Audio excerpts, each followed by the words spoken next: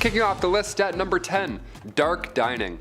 I don't know about you, but I can't eat in the dark. I need to see every single bite that I'm eating, okay? Call me crazy. Part of me wants to go to a restaurant where you can't see anything, but I know that I won't make it all the way through. I can't do it. I have a thing. I'm not blindly, what if it's not cooked? I don't know. Back in the Victorian era, dining in complete darkness wasn't just a date night. It was actually the best way to digest, or so they thought. That's why many Victorian era homes had their dining rooms set up in their basement. How random is that? Oh, do you guys have poker nights down here? Nah, just brunch. Kill the light. What? How do you like your eggs? Turn off the light. What are we doing? Number 9, Saved by the Bell. I'm sure you've heard about this at some point, but allow me to go into grim detail. In the late 1700s, cholera, bacterial infections, everything bad, you name it, it was all spreading. Not an ideal time to be alive. Many were biting the bullet at this time, of course being gravely ill, but with this came a dark trend. The safety coffin. Yeah, we had the safety dance, now we got the safety coffin. Here we go. These coffins, I mean, God forbid you were buried alive, these safety coffins would allow the dead to rise again and exit said coffin.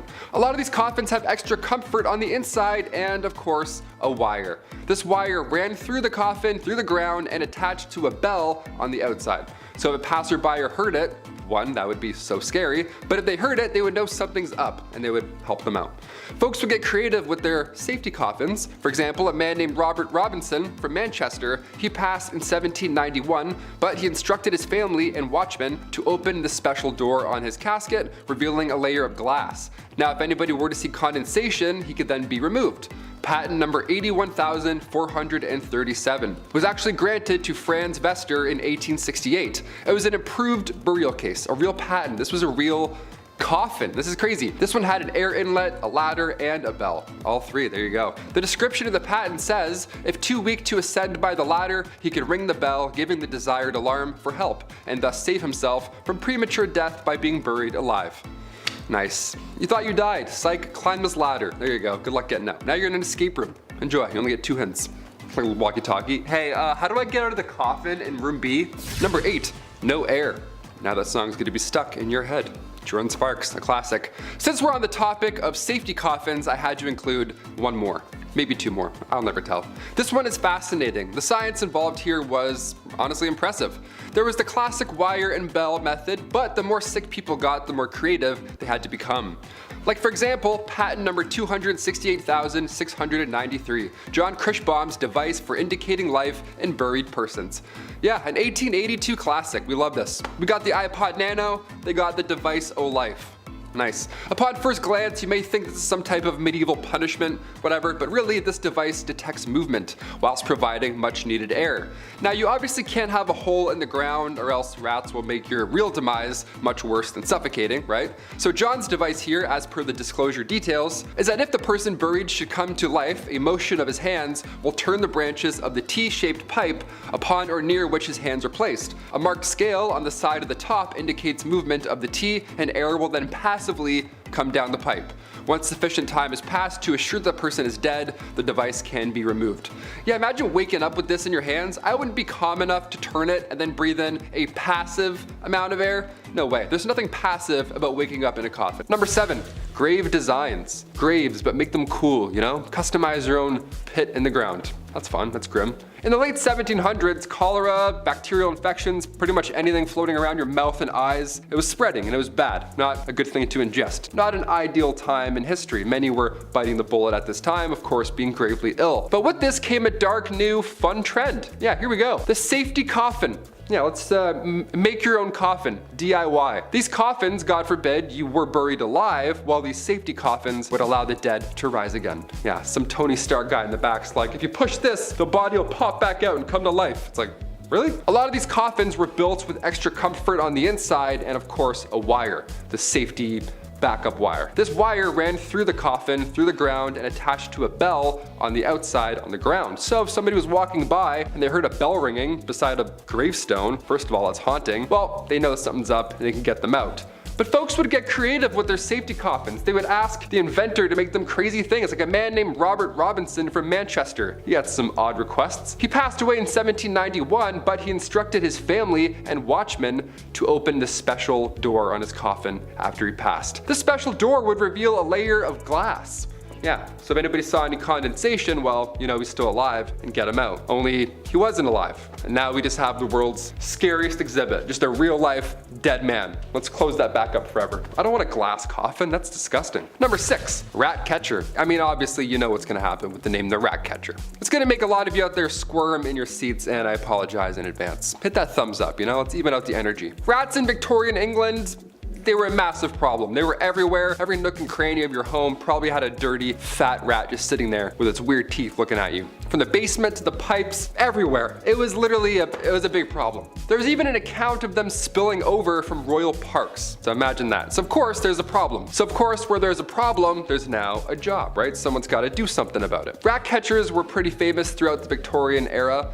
I mean, of course, brave souls, and they were highly praised in society, but the job obviously wasn't too glamorous. You'd be going into dark, dirty places where rats would make their homes, and we'd catch them, and you'd often have to kill thousands of rats every single year. And then deal with that. I don't even know how you deal with those bodies. Let's say bones, ew. More often than not, rat catchers would use other animals like dogs and ferrets to help them hunt down the rats. So you have your own little animal posse hunting down other animals. You would feel pretty good. You'd feel like the king of animals almost. Probably not, eh? It's probably a disgusting job. You probably hate it every day. Number 5, matchstick makers. The idea of a lighter wasn't really a big thing back in the Victorian era, obviously. I mean, they definitely existed. The first lighter was invented in 1823, but it wasn't like the ones we have now. Not like those Bics that still don't work. It wasn't a portable thing. The first match was invented in 1805, but it kind of sucked. And the first friction-activated match came around much later in 1826. This one here changed the game for good. They were made with white phosphorus, which is of course extremely toxic. But they didn't have machines to make these matches. No, it was of course done by people, young women. It was only women that had to do this, and in the worst of conditions, of course. And before you ask, no, they didn't understand protective gear. Well, they did a bit, but even so, women didn't get that kind of luxury, right? They didn't get that treatment. These girls would have to eat their lunch at their workstations, meaning they would probably end up ingesting said white phosphorus the entire shift. History is horrible. Number 4, Resurrectional List. All right, back in the day, medical schools who wished to study the human body only really had access to the bodies of criminals who had hit the end of their line, right? You're not gonna go dig up someone's wife and be like, hey, mind if I study her? He's like, no, please. There actually weren't too many of these bodies around to begin with, which led to a good price for bodies that were in, well, reasonably good condition to, you know, study up close, other than being, you know, deceased and disgusting. This wasn't exactly the greatest idea, sure, I'll admit that. Now you've probably created an opportunity for people with no morals or empathy to go and dig up fresh graves. And that's exactly what happened. People would become their own resurrectionalist. It's a cool name for a god-awful profession, if you want to call it that. The problem was so bad that people had to protect, like they had to guard the graves of their recently deceased loved ones, or else these guys would come in and try and dig them up and sell your nana for like 20 bucks. You have to stay there for 4 nights and guard her. That's crazy. No one should have to do that. The Victorian era sucked. No one should have to do that. Or this next one here. Number 3, train engine cleaner. Yeah, this one's gonna suck. It sounds yucky already. For this job, you were required to get into, of course, pretty tough positions to, well, clean the engine of a train. Train engine cleaners would have to get inside a small hole in the engine of a train and shovel out all that coal that was left over. Yeah, as if shoveling the coal in wasn't bad enough, now some guy's gotta crawl under and shovel it all out. Nope. They go underneath the train with a dusty ash pan and they work away all day long and nights. These guys would spend their days shoveling 5 to 6 tons of coal into the furnace of the steam trains and then spend their nights climbing into the same furnace to clean it out. Every time I watch the Polar Express, it's always so magical, you know, it's always a great time. But even on the Polar Express, there's a guy shoveling coal all night long on Christmas Eve. You know what I mean? That's how bad this job is. Magic can't even save it. Couldn't even picture a worse job to have with this goofy back. Imagine that. Imagine me doing this all day. No way. I'm gonna make it 1 week. Number 2, funeral mute. Yes, death. Happened quite a lot back then. I thought being a pallbearer had a lot of pressure, you know, don't drop them, all that kind of stuff. Victorian London saw many, many funeral mutes. Now, Oliver Twist, one of the lousy jobs in that tale was that of a funeral mute. Oliver Twist is like, this one sucks. Well, it really sucks. Mutes were required to dress, of course, in all black with a sash while carrying a long cloth-covered stick, and your job would be to, well, to stand and mourn and not say a thing the entire time. You'd have to stand at the door of the recently deceased home and just welcome death. just embrace it. You have to be death. The mascot for death is now you. Horrible. In Victorian London too, you're gonna breathe in a fresh, rotting body. Nice, that's good. I have about 4 days left, thank you. And after that point, you would lead the coffin all the way to the graveyard. Nice and slow, like you were leading a marching band. Only it's not music, it's death behind you. And finally, number 1, a chimney sweep. I remember doing this when I was a kid. Okay, I got some questions now. I'm gonna make some phone calls after this list. I had to do this when I was a kid, but back then it was a lot worse. It wasn't a chore, it was an actual job. This was a terrible job to have in Victorian London, obviously. Chimney sweeps were famously young men, guys. I can't say anything else here, but they were young lads. That's it. History is pretty horrible, right? You could fill it in. 1840 was a good year, all things considered, because a law was passed that made it officially illegal for anyone under the age of 21 to climb in and clean a chimney. Nice. I was 18 cleaning my chimney at home. I had no idea. I could have busted out this law and been like, actually, 3 more years, Dad. See ya. Just moonwalk out of there. I'm not cleaning anything. Just the kitchen for now. I'm not using that tiny little brush. Number 10, Boy Jones. What's more intimate than a stalker? Am I right, ladies?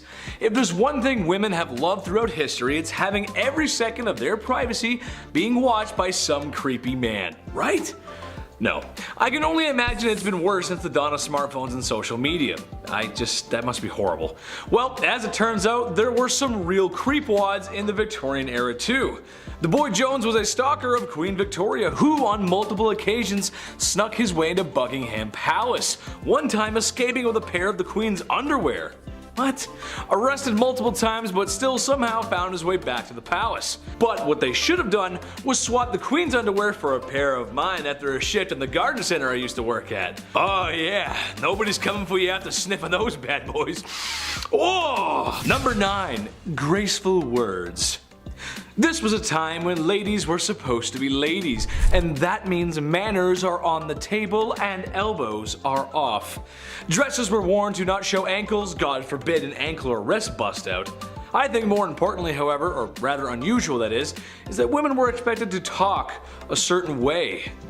Good evening, Mr. Burrows. You must excuse my tardiness. There was a dreadful man screaming at me because my ankles were shown whilst mounting my carriage. Your what was showing, love? Oh, you hurdle it. I can't believe it. Excuse me. I must be someone else. I don't need to tell you guys how ridiculous that is. I say fly out the handle, ladies. Wear what you want, do what you want. Number 8, shots. Not the kind I like. Well, I don't know about you guys, but nothing ruins the mood for me and my lady like being fired upon. Yikes. I'd like to stay the night, kid, but the automatic gunfire coming from outside is starting to get to me. See? All gangster impressions aside, things must have been that way for poor Queen Victoria as she was shot in her carriage in 1840. A young man fired 2 shots at her carriage. More attacks would actually follow in the coming years. It's kind of hard to feel that certain kind of way after bullets go grazing past your pretty face. The worst thing that ever happened to my generation was making sure nobody was home when you were studying with your boyfriend. I was too busy playing Call of Duty, but at least I never got actually shot at. You know what I mean? That's just a good thing. Number 7, a good thing. If I'm talking about medieval times, there's a good chance I'm gonna bring up the super not cool, not fun, do not condone or support the behavior of marrying a woman at the age of 12. Yucky. In part 1, I mentioned that there was a ton of corners and streets being worked by the only other job besides street cleaners at 3 AM by women. However, after venereal disease was becoming a serious issue, it was getting pretty bad. It was becoming clear that a lot of people who were getting sick were young women, like 11 to 16 age group. Ooh. Which I shouldn't have to tell you is bad. That's pretty bad, dude. When I was 16, I was rocking Black Ops 2, hanging out with my buddies, and partying hard in the summer. I got a lot of good stories, maybe I'll share them one day. Catching all that nasty stuff is no way to spend your youth, so thank God the government changed the age of consent to 16 years old, which I know is not a solution for everything that was going on, but it was a small step forward in the right direction. That's what we like, good history, moving forward. We like that, Chetty likes. Number 6, the seamstress. Being that the Industrial Revolution had started and business was booming, people needed to travel for business, or more specifically, men needed to travel for business, which means they gotta be away from their wives, and that means They are away from the very thing we're talking about today, bedroom stuff. How did men solve this issue? Well, there was no shortage of ladies roaming street corners to aid in that matter. However, there's an option with a little less syphilis. There were aids or early blow-up dolls called travel ladies. Strangely enough, it was stored in a gentleman's hat. What? That's so wrong. Once it was ready to be used, it was inflated and reassembled. This is a quote from an ad from one of the products. It is inflated to the essential part of the woman wanted by a man. That just doesn't sound very good. This is why we have boards of people to check stuff from products before it gets shipped out to the public. I feel like that just wouldn't fly very well today. Number 5. Big polluter. This just doesn't make any sense. It never did to me, and it still doesn't. But in case you didn't know, self-pleasure was a big no-no, commonly called self-pollution, which honestly is very funny to me. That's just hilarious. Don't self-pollute yourself, Chris. That's bad. Don't do that. That's naughty. It was a sin and thought to be a cause for many ailments. I'm sure you've heard the classic saying that for guys, if you decided to go bump in the night by yourself, there's a good chance you'd need a walking stick because it would make you go blind. Women were also targeted, however, as for any pearl polishing by women was thought to be hysteric and needed to be treated for such. Look, the truth is, any man who wants to wax his carrot or woman tuning a one-dial radio should be able to do so without judgment of society or medical remedies of snake oil doctors.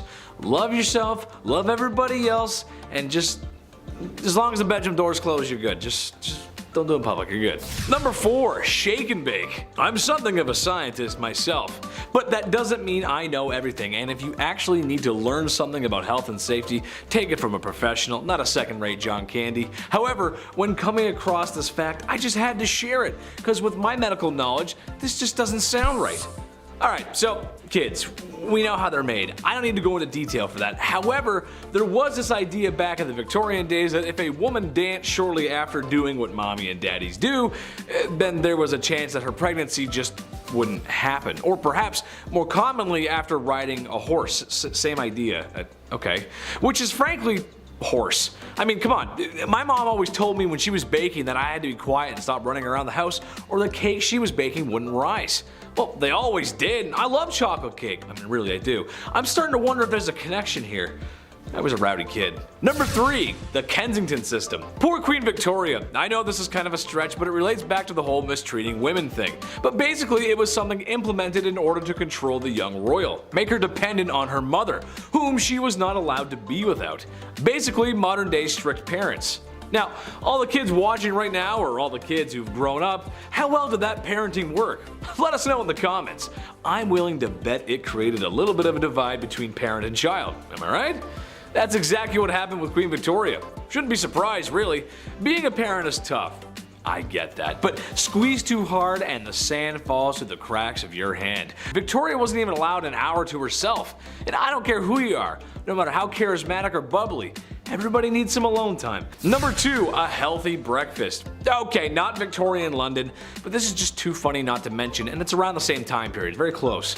As the great minds of the time thought, self-pollution was a big no-no, and the reason for these urges was often related to food. Some thought eating meat would make you down bad, so a man named John Harvey Kellogg, you might have heard of him, aimed to cure the sickness of self-love. What if a man had a delicious, nutritious meal to eat, especially at the start of his day? Cornflakes by Kellogg's, the very same cereal that's probably sitting on top of your fridge, yeah, was partially originally designed to stop you from feeling those carnal urges. Now, not sure if that works. I mean, go ahead and tell me how you feel after eating a bowl of that. I had one this morning. I feel fine. I don't feel any different at all. I mean, I'm just, well, not really feeling the same about Pam Anderson anymore though. Number 1, rising action. This could get some married couples into some trouble if they're watching, so sorry. It's gonna be hard to talk about this without saying it because YouTube will send a stern letter if I do, but here it goes. The deed was not considered done unless both parties had signed off on it, had their toes curled, reaching the peak, your magnum opus, the way I feel when I eat at McDonald's, DEFCON 1, or simply mispronouncing organisms in health class. I feel like once you're involved, you're involved. And to me, that's a done deal. You can't really reverse it from that point on, regardless of any of my euphemisms. But that's what they thought. They thought if you both didn't climb that mountain together, it didn't happen. Because science. Number 10, it's just a cold sore. The Victorian era is cool. The art, the fashion, and technology of the time, I think, are always fun to take a look at, especially since steampunk has its roots in the Victorian era, and who doesn't like steampunk? Come on, there's just a lot of cool steampunk stuff. And honestly, we haven't seen a lot of that in a long time. We need more. We need more. Something not so cool from that era, however, was what you could catch from another person should you decide to take up a bed with another person. Syphilis, yep, one heck of a disease. Funny enough, it was so common that it was making intimacy itself an unusual practice. People were scared, and honestly, maybe rightfully so. There's no cure, and if it progresses to its later stages back then, well, you'd go crazy. And then you'd end up being that guy that's always screaming in the streets. Every city has one. You know what I'm talking about. Number 9, the French letter. The issues of intimacy and its repercussions were becoming quite clear in the Victorian era. Something had to be done, as spending any amount of time in the brothels could have you shucking barnacles off your lower deck in the morning, if you know what I mean. Introducing the revolutionary new invention, prophylactics. For those that are college age, you might find it disturbing that these party favors weren't made of rubber. Or disposable. Yeah, hear me out. They were made of sheep's guts, and they had to be soaked first so they would become flexible. Because when you put these bad boys on, they had to be fastened on. It's not very good, not very attractive. Once the deed had been signed off on, the device was then washed and then hung up to dry like your dirty laundry. Once it was dry, it was placed in a small box for the next time. Because seeing your wife's ankles might make you feel a certain kind of way, and now you just have it ready to go. And number 8, the products of our sins. Having fun when the lights can be turned off is great. Who doesn't enjoy a little toe curling? Yeah? Except sometimes there's this crazy thing that can happen, where after 9 months, another human spawns in. Insane, right? I know. Well, back in the Victorian era, this phenomenon was happening, but only for married couples. As you have to be married, of course, or else a child would be born out of wedlock, which to people at the time was just the worst. Oh, I never. These stigmas were not favorable for women, as some preferred to avoid that kind of press by abandoning or straight up just unaliving their children. Horrible, just horrible times. Just another one of those good old wholesome times in history where we were treating women with the utmost respect and decency. Very nice. We were actually not very nice. Number 7, expectations. Alright, this one goes out to all the married ladies in the audience. Hello, how are you? I'm doing great, thanks for asking. I'm curious as to why you got married and what your expectations were. Did you marry your high school sweetheart and live happily ever after? Maybe you had a shotgun wedding and after one night at the saloon. Maybe you just really wanted to find a nice man and settle down, start a family, be a mother. I think any of those options are great, so as long as you have options. In Victorian England, you were expected to do the latter. Women were expected to get married and have kids, and that's about it really. My question is, why were ankles and wrists an issue but giving birth isn't? What I mean is, it's kind of a compromising position to be in. All I'm asking is that the girls get treated fairly and given choices, and be allowed to show some ankle. It doesn't make any sense. You can look at her business down there, but you can't show an ankle? That doesn't make any sense. I'm a magician. Number 6, double standard. Divorce sucks. It's no fun. The person you once loved and cherished is now the villain in your story.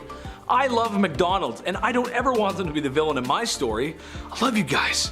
Gotta get those Happy Meals. Divorce is something that isn't new. Honestly, it was probably invented the second after marriage was. In Victorian times, men had the right to divorce their wife if they had committed adultery. Women could not. Well, if you refer to my last part, you know that men were doing more than a little window shopping when it came to women.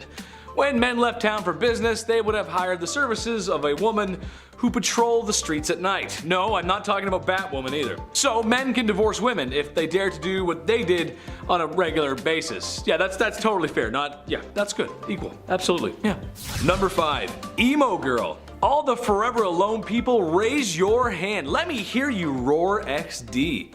I like to joke around a lot and say I'm a lawyer, a firefighter, and the cutest guy on the whole wide internet. But if there's one thing I know, it's people. I like people. I love them. I spend a lot of time with them, and after hearing this, I've come to the conclusion that this is where the emo girls come from. I figured it all out. It's down to a science. I'm a scientist now.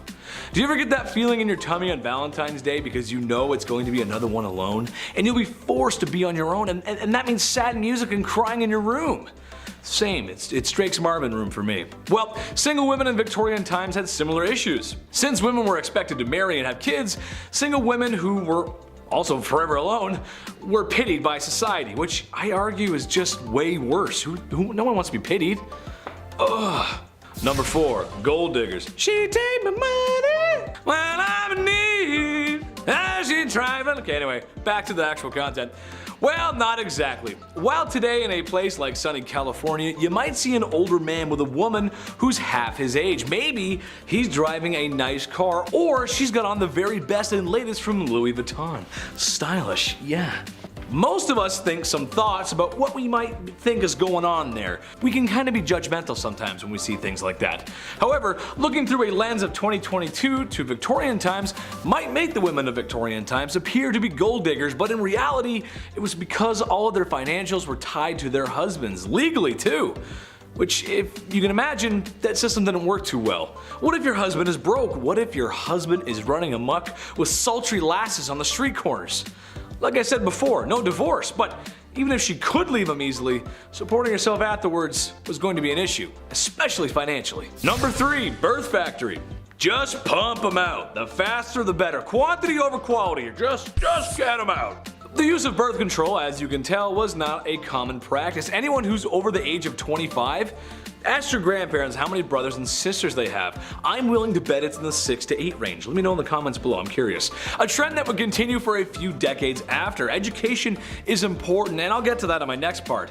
Women were simply expected to act this way. Maybe it was the sign of the times since the Industrial Revolution was in full swing. Maybe the factories needed workers, I don't know. Which, in case you didn't know, they used children as employees. Maybe not so nice. Unfortunately, that was when there was an issue, and there were many. They had no HR to go to, and that was the least of their worries, really. Number 2, no school for you. No higher education for women. Banned from going to university. I don't think so, not very nice, no. Honestly, any society that doesn't want half of their population to go to school probably has a few things to work out. It's a boys' club, and they can only go to university so that they can learn to be smarter and be businessmen, so they can earn money and thus have the facilities to court a woman who really doesn't have a choice anyway. Women had jobs, not careers. And they were all the jobs that you can think of. The ones that were too feminine for men, as women were too feeble to participate in a men's job, which is just the most ridiculous thing I've ever heard. I'm happy to say that in 2022, we showed them wrong. Chetty loves everyone. Just remember that, I love everybody. You go, girls. Number 1, strict rules. Okay, so after a night in the bed sheets with the gal that you love, or maybe the one that you found, there's a good chance that 9 months later, a smaller version of you two could be walking around. A byproduct of intimacy, if you will. This was always something I wanted to rant about, but I always found it strange how strict parents and teachers from this time were with their kids. You gotta brush your hair, bed made, and whatever you do, don't ask for more gruel. Please, sir, could I have some more? Whatever that Charles Dickens book was, I think it was Oliver Twist. They made us read those books as kids, and I don't know why, because they're kind of boring. From the extreme military code ethics happening at home to the long days in a factory at work, being a kid was tough, man. Earning the punk rock blues of today. I'm just a kid and my life is a nightmare. At number 10, death photography. Has anyone out there looked at really old photos and had that eerie thought that everyone in that photo is dead now? I have. I know it sounds kind of weird, but it's just something that comes to mind sometimes.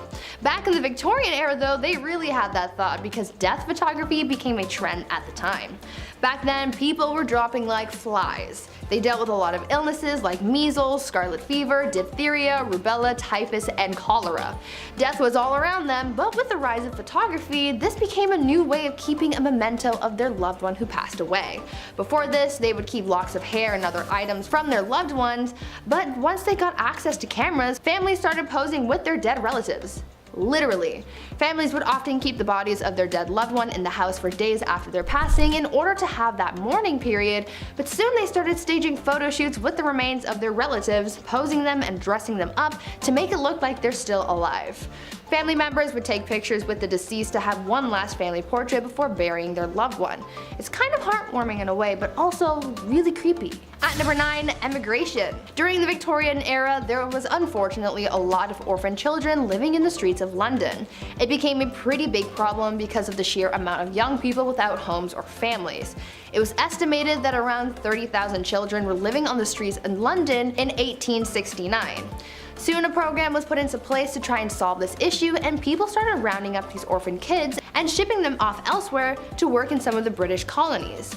Many of the kids who were shipped off ended up working as farmhands or as domestic servants. Though many children were shipped off to places like New Zealand and Australia, the majority of them went to Canada. About 80,000 of them actually. They were sent away with hopes that they would be able to live better lives, but unfortunately for many of those kids, they didn't end up having any better luck in compared to when they lived on the streets. This practice ended up becoming pretty controversial, as you can imagine. Before we carry on talking about the strange things that happened in the Victorian era, why not take a moment to leave a like on this video if you're enjoying it so far, and while you're at it, consider subscribing to the channel to see more videos like this one. At number 8, mental health. Back in the Victorian era, the study of the human brain and psyche was still relatively new, so no one really knew what was going on up in people's noggins. Mental asylums started to pop up, and people started getting diagnosed with mental problems even if the diagnosis wasn't accurate. The 3 labels that a patient could fall under were the manic, the melancholic, and those with dementia. The symptoms for those big 3 labels often varied, and people were admitted to asylums for some pretty messed up reasons. There was a list of common causes for mental illness that people referred to back then, and it included things like, quote, laziness, novel reading, superstition, an immoral life, and intemperance, as well as the act of self-pleasuring. For women, they could also be sent to asylums for some pretty ridiculous reasons, like imaginary female trouble, hysteria, rumor of husband murder, and even fits of desertion of husband. I am so glad things have changed since then. Number 7. Diet. Bedroom misconduct was becoming a huge issue. Refer to number 9 and 10. While women did get most of the blame because, well, you know, history, men did get some of the blame. The issue of intimacy for men could be described as barbaric primal sense. So how do we curb this? How do we stop men from acting on these caveman urges, ooga booga? Well, simple really.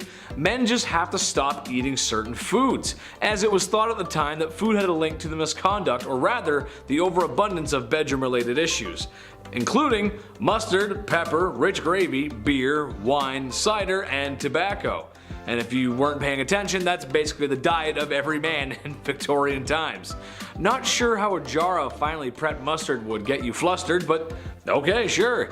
The beer makes sense though, you know, have a few beers, and even the mop leaning over in the corner looks pretty lonely, and boy, that mop has lovely hair. Number 6, job market. Ladies of the evening, women of the night. Women who make beds go bump in the night. They were everywhere in Victorian London, a lot. It's partially related to some of the points I previously mentioned. Now, I'm not here to say it's necessarily a bad thing. Personally, I don't think it is. As they say, it's the oldest profession in the book, with an estimated 80,000 women working in the night by the late 1890s. You'd have to be crazy to miss that. I mean, they were literally everywhere. With numbers like that, there's something for everyone and in varying price ranges, as they can be found in brothels or townhomes set up by the wealthy men for their mistresses, pretty much anywhere trouble likes to spawn. Even some artists took advantage of this by living with the gorgeous girls of the evening, as going behind closed doors with one was debatable, but becoming friends? Now that's a social transgression. Becoming friend, how dare you befriend the people of the night? Number 5, Jolly Lad. When people think about certain magazines that depict lewd imagery, you probably only think of Playboy. The bunny imagery was good marketing, honestly, just smart. But what if I told you the Hefmeister wasn't the first to publish such a magazine, or imagery? Back in the Victorian era, there was some saucy imagery being produced. The government had outlawed such indecency, but this only made the lewd picture industry move underground, where naturally it flourished, especially in major cities. And if you knew where to go and how to ask for one, you could purchase something from the hidden menu. Kind of like when you go to McDonald's. Yeah, there's a hidden menu there too. Google it and see for yourself. I'd repeat what my favorite one is, but I would be in trouble from the YouTube gods. And I've been treading on thin ice this whole video, so number 4, the first counterculture. The 1960s were a very important time for many different people. Black Americans were fighting for their rights, music went from holding hands to strawberry fields, if you know what I'm saying, and everything that your parents told you just kind of felt wrong. If you grew up then, you know what I mean. I know people like to make fun of hippies, but there was some good ideas there. Well, in 1890s England, they were sort of having the same thing happen. Obviously not as strong as a push as it was in the 60s, but still. Basically, after all the oppression towards bedroom relations, people began to open up. Not literally, just open up thinking wise. That's really gross, don't repeat that. There's only one way we all got here. Unless you're a test tube baby, of course. In that case, thank you for watching CT133576-2. To some historians, this makes sense. When you push and push for things to happen or ban, eventually people will push back, especially if it's something like bedroom time. Everybody likes a little bit of bedroom time. Valentine's Day wasn't too long ago. Remember that? It was good. It was fun. It was good fun. Number 3, Jack the Ripper. While the man's numbers don't compare to any of the other horrible people in history, he's unusual because of his brutality and the fact that he was never caught. Jack the Ripper was maybe the first modern serial unaliver. He haunted the streets of Victorian London and is responsible for claiming multiple women's lives, women of the evening to be exact, and they began to know the name Jack the Ripper. Now, we'll probably just have to show you pictures of Victorian London or maybe some B-roll of a shadowy figure because there ain't no way we can show the crime scenes. There's probably a dozen different theories on who done it. Some say it was multiple men using his name as an alias, some say it was Prince Albert, there's even some who suggest that he was a she, and which explains why women were so easy to go off with Jack. That actually kind of makes sense to me at least, and why no one really would be looking for a woman back then. Kind of makes sense.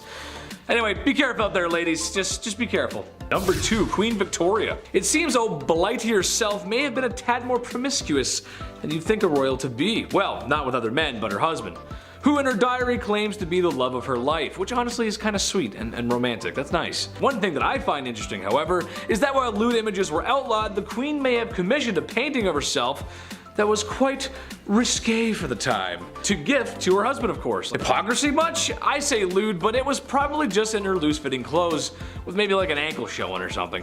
Still, unusual behavior for the Queen. I'll remember that for next time, Blight. I'll remember that. Number 1, Prince Albert. If you've ever stepped foot into a tattoo parlor, then you might know where I'm going with this. Prince Albert, the husband of Queen Victoria, had some controversy circulating his name. One, because he shares a name with another Prince Albert who was speculated to be Jack the Ripper, but also because of a very unique piercing. Go ahead and take a guess where that piercing is.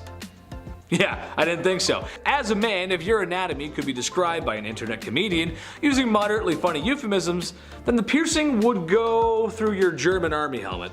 That makes sense, right? The horror. The absolute horror. It's rumored that he had one of these piercings. Did he? I'm not sure. But if it means anything to you, Nicholas II had a tattoo, so it's not completely out of the realm of possibility. Number 10, the cholera belt. This is just so silly to me. While the Victorian era seems like a long time ago, it's really only like 3 to 4 people ago. So yeah, your grandparents or maybe even your great-grandparents could have experienced a life like this. As we all know, disease was rampant back then, and thank God we're a little less gross now, am I right? Well, cholera was quite the tummy bug going around back then, causing upset stomach, indigestion, and the Oregon Trail's favorite, diarrhea. Ooh, no thanks. So the people of Victorian times came up with something that, well, wasn't only functional, but fashionable too. Very nice. The cholera belt was a piece of red fabric that was to be wrapped around the belly to keep you warm. That's because people thought having a cold belly caused cholera. Because yeah, that definitely gives you cholera. Yeah, for sure. Yeah. That's what does it. It's not. It's a sickness. It's a virus. Number 9, Shields Arsenic Green. For some reason, green was all the rage back in Victorian times. I'm not sure why. I'm personally not a fan of green, but except for the green screen. We love that. I know you guys can't see that, but I love the green screen. When I was a paint mixer, sometimes people would bring up the wildest colors for me to mix, and they weren't for art projects. They were for walls. So weird, but I digress. There was a common color back then called Shields Green. It was made in a lab by a spooky, scary Swedish guy named Shield. Go figure. This color was used in everything, dresses, fabric, paint, you name it. The trouble is, it was a compound of copper and arsenic. Therefore, it was toxic and caused a lot of harm. It also had links to cancer. For example, when Napoleon was banished to St. Helena, the walls of the house he was staying in were painted with shades of Shield. Eee, that's not good. Pretty sure he died of stomach cancer too, so there's a connection there. Number 8, Beetle Dresses. Like I said, the green color was really in at the time, and there were other ways of achieving such a gorgeous glow besides using Shield paint. Similar to how Cleopatra made her eyeliner, some dresses in Victorian times were made with pieces of beetle. Ugh. I'm sure there are some folks out there who probably don't mind that, but for the rest of us that don't care for Halloween or My Chemical Romance and Tales from the Crypt Keeper, hard pass. Basically any beetle or colorful bug that had wings, or I guess caprices, was worth keeping was prepared and sewn into fabric. The finished product doesn't look like it came from creepy crawlies. It actually looks kind of good, to be honest. Mind you, this is a time when a lot of things were still done by hand, so there's a little bit of love in each beetle you stitch. That's kind of nice. Mom helped out with that one. That was nice. At number 7, grave robber. When you think of jobs back in the Victorian era, you might think of things like chimney sweeps and lawyers. But another relatively popular, though questionable profession was being a grave robber. Yes, people actually made a living off robbing graves. As people studied medicine, they needed cadavers to practice on, but there was a law saying that only the bodies of those who had been executed for a crime could be used as a cadaver, and since the laws changed to include less and less crimes having death penalties, soon people started running out of cadavers to practice on, and this gave way to the boom in the grave robbing industry. People could make a pretty penny for snatching bodies from cemeteries and selling them to medical professionals and students. Fresher bodies went for more money, and the grave robbers not only made money off the sale of the cadaver, but they also charged a fee, so they ended up with a little extra cash in their pockets. Eventually, the grave robbing business became such a big problem that cemeteries started installing watchtowers and guards to prevent people from getting away with the dead. At number 6, beauty. I've talked about this before in some past videos, but the Victorian era was famous for its strange beauty practices, so I just had to include it on this list. You're probably familiar with the makeup from the Victorian era. Women often painted their faces white to look as pale as possible, but even though they believed it made them look beautiful, it also did a lot of harm to their health. The white face paint that women would use was lead based, and as we all by now, lead makes you dead. But this white lead paint isn't the only thing that harmed people's skin. Women would also wash their faces with ammonia to make their skin look paler. At night, women would rub opium on their faces, and if they were really dedicated to their beauty regime, they would also ingest arsenic. They were literally poisoning themselves in the name of beauty. Women would also use mercury on their eyebrows and eyelashes, and would use lemon juice or belladonna in their eyes, which could cause blindness in some people. Once again, I'm glad things have changed. At number 5, no divorce. Nowadays, divorce is quite common. All you have to do is sign a paper and you're done. But back in the Victorian era, before the Matrimonial Causes Act of 1857 allowed divorce, people had to find different ways of getting rid of their spouses. After all, just because there was no divorce doesn't mean that everyone was happy in their marriages. It turns out that in order to solve their problems and get rid of their spouse, people would just sell their wives, either in public or in private sales. Most of the time, a man would take his wife to the town square and just sell her off to a new man. According to some records, some women had the power to veto a sale, and sometimes it was for cash. Though I think the cheapest that a wife was ever sold for was a pint of beer. This wasn't necessarily bad for the woman, because if she was sold to someone else, things could sometimes work out and she could live a better life with a better spouse. And if she didn't, then she would just get sold again and get to try her luck with a new man. At number 4, food additives. These days, people are becoming more and more concerned with artificial additives in their food. All natural, organic, pesticide, and hormone-free food is becoming more and more popular, but back in the Victorian era, people were putting all kinds of additives in their noms, and a lot of it was really, really bad for you. Like, we're talking deadly. Chalk and alum were often added to bread dough to make it whiter, and sometimes pipe clay, plaster of Paris, or sawdust was added to the mix as well. Red lead was sometimes added to cheese, lead was added to cider, mustard, wine, sugars, and candies, copper sulfates were used in preserving fruits, jams, and wine, mercury was used in candies, and even ice cream was made using a water and chalk mixture. All of these unsafe ingredients are actually what prompted the food safety industry mercury because no matter what's going on, you shouldn't be eating lead, chalk, and mercury.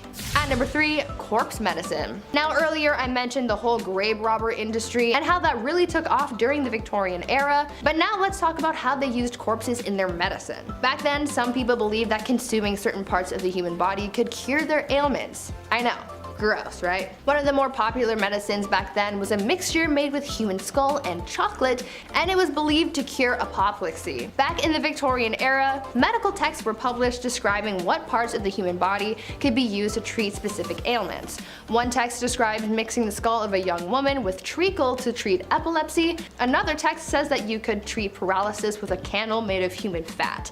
Apparently, executioners were linked to this type of medicine as they would, execute someone and then use the remains to become a doctor and treat people's illnesses. Imagine Grey's Anatomy, but with Victorian medicine. Sounds like an interesting thing to watch, but also probably not to experience. At number 2, mummies. Speaking of dead people though, people from the Victorian era were oddly fascinated with mummies. I mean, I can understand the fascination to a certain extent because they're old and cool, but of course, these people just had to be extra weird and take that obsession with mummies to heights that they didn't need to be. People used ground up mummies to make paint. Pieces of mummies were sold in jars, and they were even used in advertising. One candy shop put a mummy on display in the store, claiming that it was the daughter of a pharaoh who saved baby Moses. I mean, that's weird, right? I understand that this was all happening as archaeologists were starting to uncover lost treasures and secrets from Egypt, but I mean, a mummy in a candy shop? Seems a little much. And finally at number 1, baby farmers. Now for what I believe is probably the most disturbing thing from the Victorian era, baby farmers. Basically, this was an industry of women who would take unwanted babies and either take care of them, give them to new parents, or unfortunately have them disposed of. One famous case of the darker side of baby farmers comes from a woman named Amelia Dyer. She was known to have charged women a lot of money to take their babies off their hands, but unfortunately the children wouldn't survive Amelia's care. It is believed that Amelia was responsible for the passings of hundreds of babies, making her one of the biggest monsters of the Victorian era. Number 10, marriage. All good women have lost a marriage into war, famine, disease, and disaster. I know some might think initially that this isn't a punishment, but in the cases of the Victorian women, the societal status of being a woman was only seen based off of the ideologies that needed to be pure and clean. Your bodies were seen as temples, and it shouldn't be decorated with jewelry, nor should it be used for physical activities or your own personal pleasures. You couldn't oppose men, and you being wealthy or a spinster was the only exception. Single women were looked down on with shame and pitied, and as your main purpose as a woman was to marry and reproduce. Even young girls at the age of 8 to 12 would stop working as if there was no child labor laws or protection laws for children, and as soon as these women or young girls were able to menstruate, they would be negotiated into marriage and no longer be able to sustain themselves financially or just be a kid. And being a poor married woman wasn't an option as you had no individual rights under law. Married women were only seen as one with their husband, and the husband would be the manager and entitled to all of your properties, as it was seen more as a business, and you were being micromanaged constantly until death do you part. Number 9, no rights. As I mentioned with marriage, women didn't have any rights as they were seen primarily as second-class citizens, and if you were a woman of color, my goodness, you were definitely seen less than human. Women who had to be married ended up losing everything they owned, inherited, or earned, and it would belong to their husband.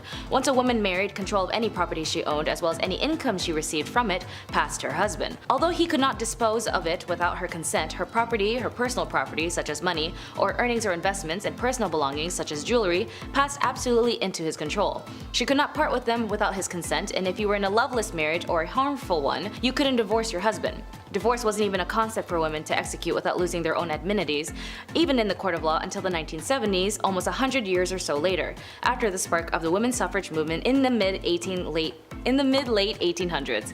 So men had the right to divorce his wife under the grounds of adultery, but women had to prove her husband was unfaithful combined with other allegations including cruelty, bigamy, incest, and so on.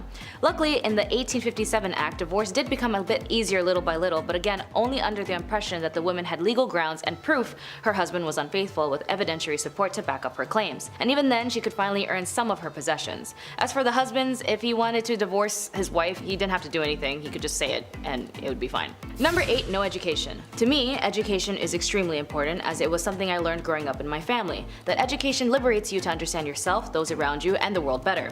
And for women in this era, they were received less education than men. They were banned from universities and could only obtain low-income paying jobs as she was not allowed to follow a profession as they were all closed to women. And the irony of them having Queen Victoria as the reigning accolade of this era, a woman and women of these times couldn't get an education to liberate herself or her children from defamation if the husband no longer sees her as a useful asset. So for women, especially those who could afford it, was raised in a privileged household with financial backings and exceptional family background, her education was only seen as accomplishments. Like, oh darling, she's a very accomplished woman, is something you might hear in these type of movies that depict the era, which only indicates that she had artistic talents like singing, dancing, and knowing foreign languages, and anything to help earn them a husband and be a benefit in the house. Even doctors at this time believed that if a woman studied too much education, she would stunt her ability to reproduce. Wild as hell. And when university allowed women to attend their lecture halls, their families would actually forbid them from going, worried that it would prevent them from finding a husband. Number 7. Wearing black for weeks. Losing a family member is tough. Life can get hard. In Victorian times, passing away was a big deal. There was usually a big funeral, flowers, tears, everything, the whole works. The crazy part is, you were expected to wear black or mourning clothes as they were called, thought to be an outward expression of one's emotions and feelings. However, it's not like that one funeral of the distant uncle you had, where as soon as you got home you ripped off your suit and hopped on Call of Duty to see what your friends are doing. Oh, on the contrary, my ninja diffusing friends, because in Victorian times, your search and destroy matches would require you to wear those black mourning clothes for a long time. Sometimes even weeks and months on end. Queen Victoria wore hers for years after her husband passed, and it was odd to see her in anything but black. That's a weird story. That's crazy. Number 6. Analine dye. In 1856, William Henry Perkin was trying to create an anti-malaria drug using aniline. After all, the British were spending an awful lot of time in foreign nations doing as the British do and needed a cure to keep doing what they do. Well, he did not find a cure for malaria, but he did discover it makes a very lovely dye that makes deep reds, purples, and black. You need that for the funerals. Naturally, this picked up a lot of steam and began to be used in everything from socks to shoe polish. Yeah, I know, right? Trouble is, once people got enough exposure to the clothing with aniline dye, their skin would go red, itchy, inflamed, and was known for causing really bad headaches.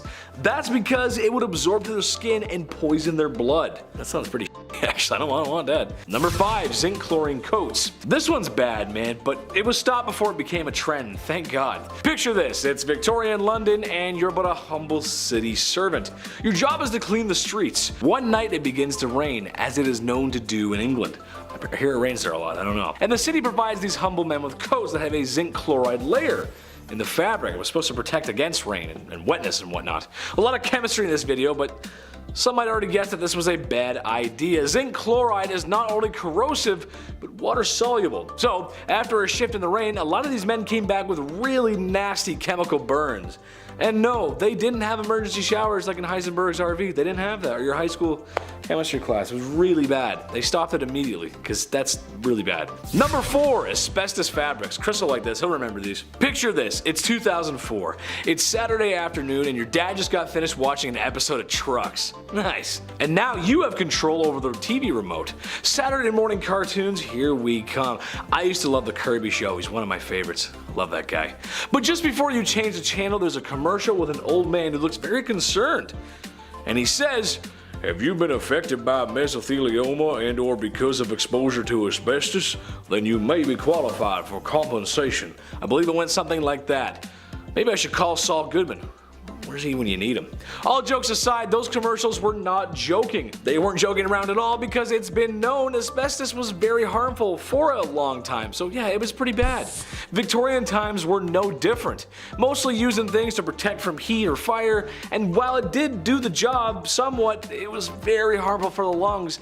And like the old man says in the commercial, it could be cancerous, hence mesothelioma. I said it right there. I said it the first time when I was impersonating him, and now I can't say it.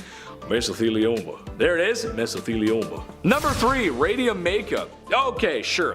I'll give you that radiation and radioactive materials were pretty much being discovered and barely understood for the time. Okay, sure. It was new.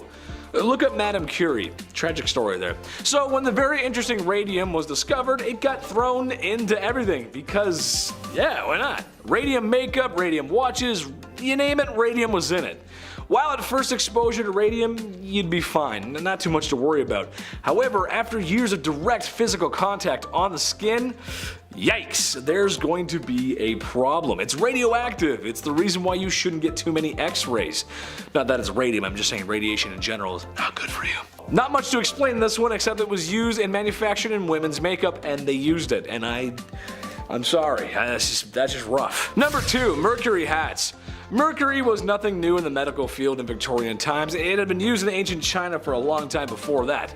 And yes, it was poisonous. It was harmful to you. However, in Victorian times, some hats included mercury in their production process. Now, why is that so bad? Well, because mercury makes you go insane. Hence why they called it Mad Hatter's disease. I could not think of a worse name for a disease. Now, not that it's a fashion point, but this was also readily used for treating syphilis at the time. So something that's readily available for the public and health would wind up in closed production. It makes sense. If there's a lot of it, sure, it makes a lot of sense. But it makes people go crazy. Sorry, who's talking to me? What? No, I'm just kidding. Joke, funny. Number 1, Cellulose Nitrate. This one's crazy. As you can tell on this list, there's been a lot of clothes and fabrics mixed with some naughty chemicals. Naughty! Of course, this is years before OSHA or WMS, so it probably wouldn't happen today. However, this one takes the cake. When cotton, or a cotton-like product, is introduced to nitric acid, it forms cellulose nitrate, which is also known as flash cotton. Not because it takes its shirt off at an edgy concert, but because I cannot stress this enough how unstable and flammable it really is. Even the slightest heat source could set it off. There's even stories of people spontaneously combusting after being exposed to items made with such. Kicking off the list at number 10, Smoky Behind. When somebody tells you that you're just blowing smoke, it means that you're lying, okay? You've now been given exaggerated information of sorts. Well, back in the 18th century, they literally had to blow tobacco smoke at your behind. Yeah, weirdest work break ever, I'd say. So why did we perform magician enemas back in the day? What was the deal here? Well, tobacco smoke enemas were used to treat quite a few symptoms, or they thought so, including a common cold. These enemas came in these fancy kits with a fancy rubber tube. It was all fancy because it was an honest medical practice at the time. It was done by legit medical practitioners. This is the funniest part. The idea was that the tobacco smoke could warm up a soon-to-be deceased body. The nicotine would stimulate your adrenal glands, jolting you back into good health. The best health, might we say. And the way they would do it in the mid-1800s was by just blowing smoke and just waiting, seeing what happened. We're figuratively and literally blowing smoke. That's the origin of that saying. Fun fact there. Imagine doing that today. Like, hey, I think I dislocated my shoulder. What do I do? He's like, hey, one sec. Number 9, alarm clocks.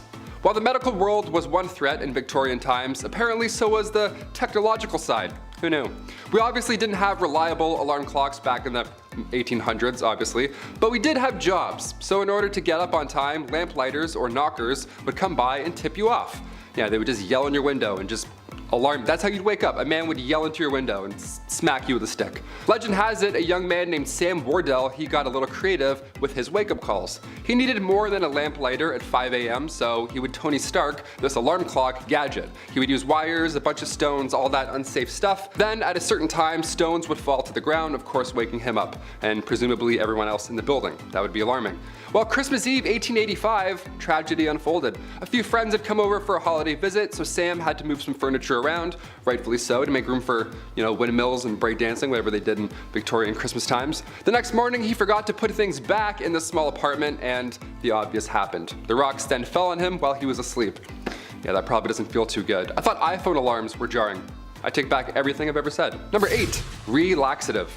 Okay, so right off the bat, the Victorian era was a little messy. I'm sure you've gathered this by now here on Bumblebee. But these messy new illnesses were putting lots of pressure on medical practitioners, so they were desperate for these new treatments. We laugh at Victorian medical treatments, but they tried, okay? They at least tried. They also achieved many medical breakthroughs as well. But when it comes to handling chickenpox in the Victorian era, well, that wasn't one of them. That was not our finest hour. Chickenpox in the Victorian era was being treated by using laxatives. Yeah, let that sink in for a moment. I have chickenpox. What should I do? Well, try some laxatives. Yeah, folks would slam some castor oil and then, ready for this? They would get even more sick. Who would have thought? You thought you were uncomfortable before castor oil. Yeah, chug that, and then now you're even weaker. Now you're dead. Number 7, the right to work. Work was only available to those who had no choice, as their societal status prevented them from leveling up to the ladder to have a better life independently. Even more so, women who were labeled as part of the working class, these women fueled the industrial revolutions, making up to 60 to 80% of the working force in light industries such as cotton manufacturing. Even more so, those who were labeled as part of the working class, women of this era fueled the industrial revolutions, making up to 60 to 80% of the workforce in light industries such as cotton manufacturing. Women that had jobs outside of the home made them less likely to marry, leaving them with no choice but to stay in undesirable situations that made them undesirable themselves. In one study by the Buffalo State had noticed classing women and children together as helpless creatures needing the protection of strong men. They were indignant at the knowledge that women had to support themselves, that they had suffered degrading wrongs as working women. So for some, they'd have to result themselves into committing adult work, or even for some unfortunate circumstances, be sold into adult work, as they had often had heavy debts from predecessors or even used as bargaining chips for their partners.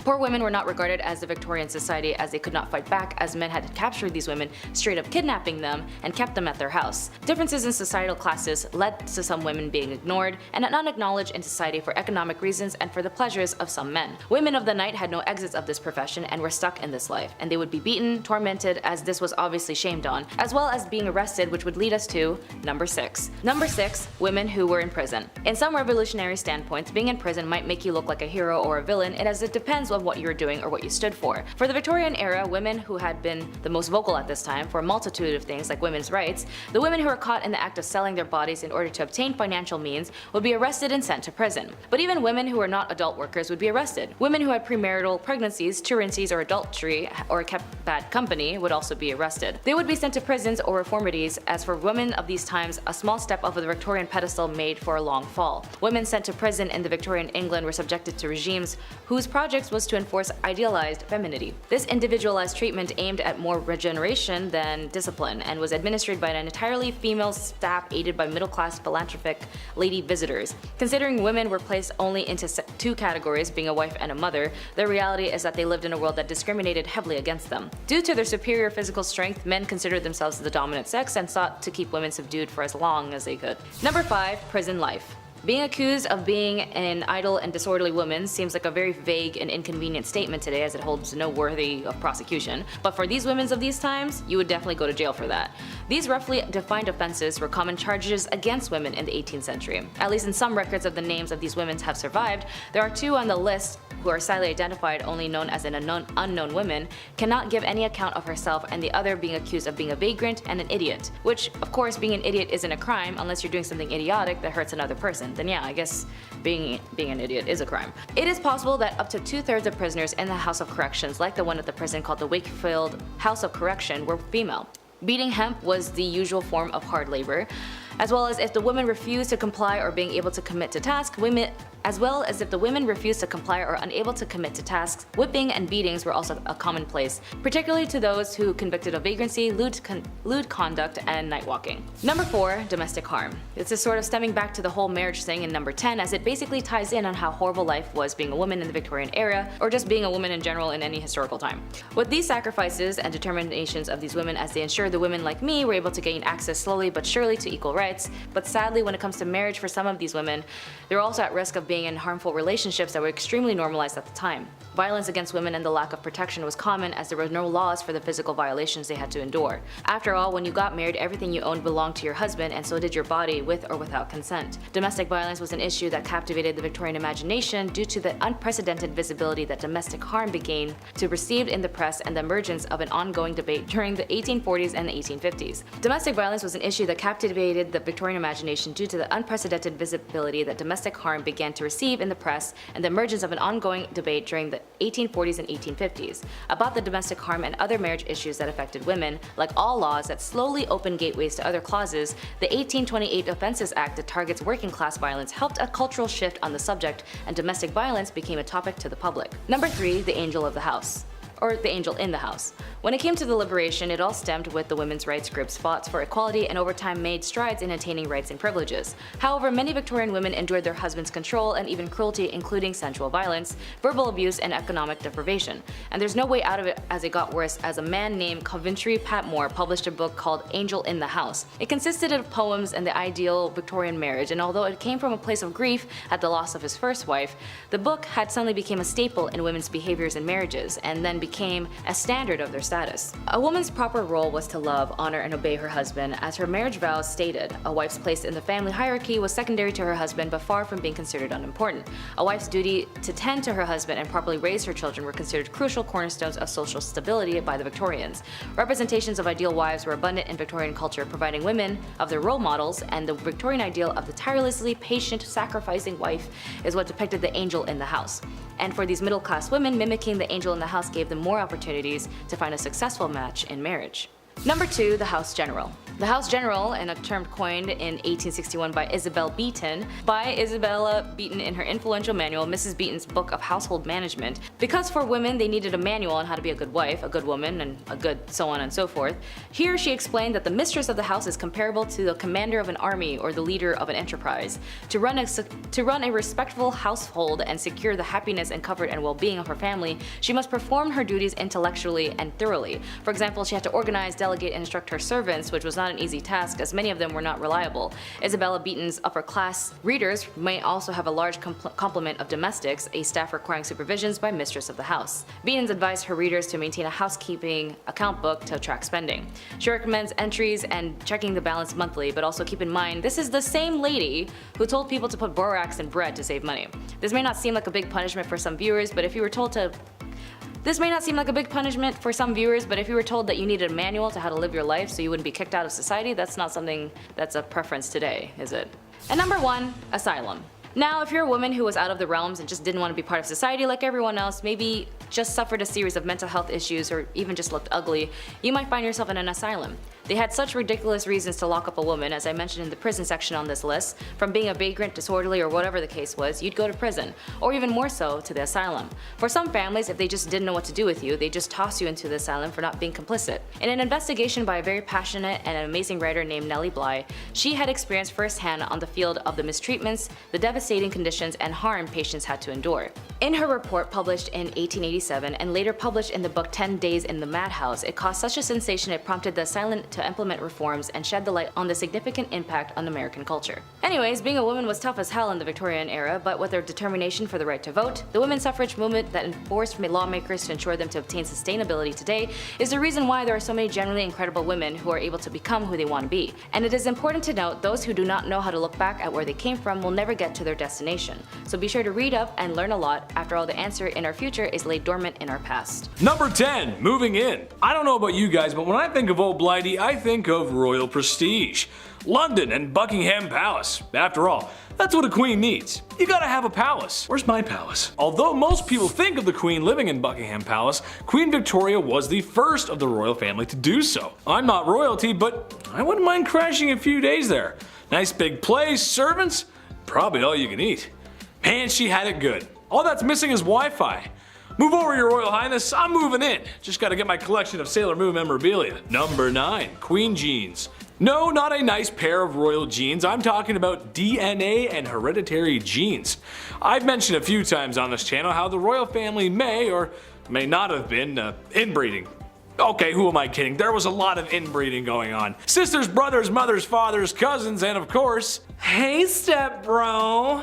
Now, as lovely as that seems to some, unfortunately, crossing the hall to reproduce can have ill effects, as inbreeding is known to have complications with birth and their offspring. Well, Queen Victoria may have been the first carrier of hemophilia B, a blood-clotting disease. While not having it herself, it's thought she passed it down through royals related all throughout Europe. Tsar Nicholas II's son comes to mind. However, I feel like if we told the royals why people were contracting certain illnesses, they would still do what they want anyway. So I'll just close the door. You guys can go ahead and do what you're gonna do.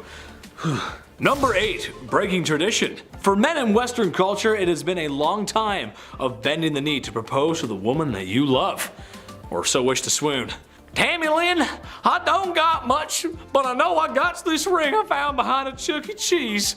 So what I would like to do is I Jim Bob Billy Abernathy am asking for your hand in marriage. So romantic. Anyway, bad jokes aside, you'd be wrong in thinking that's how it went for old Blighty. When the young monarch met her cousin, Albert, the love juices were flowing. She knew she was gonna have to lock him in and propose to him before he could get the chance. They were shortly married soon after, and as stated in her diaries, it seemed that the couple was truly in love, which for royals is kind of rare. Even today, it's usually men who propose to ladies, but all I'm gonna say is, ladies, I'm 300 pounds of twisted steel and sex appeal, and I put the toothpaste lid back on after brushing my teeth, so... Number 7, bad hair day. Okay, you want it messed up? Let's do messed up. Hope you're not eating any food right now, especially not eating in the dark. 2 red flags.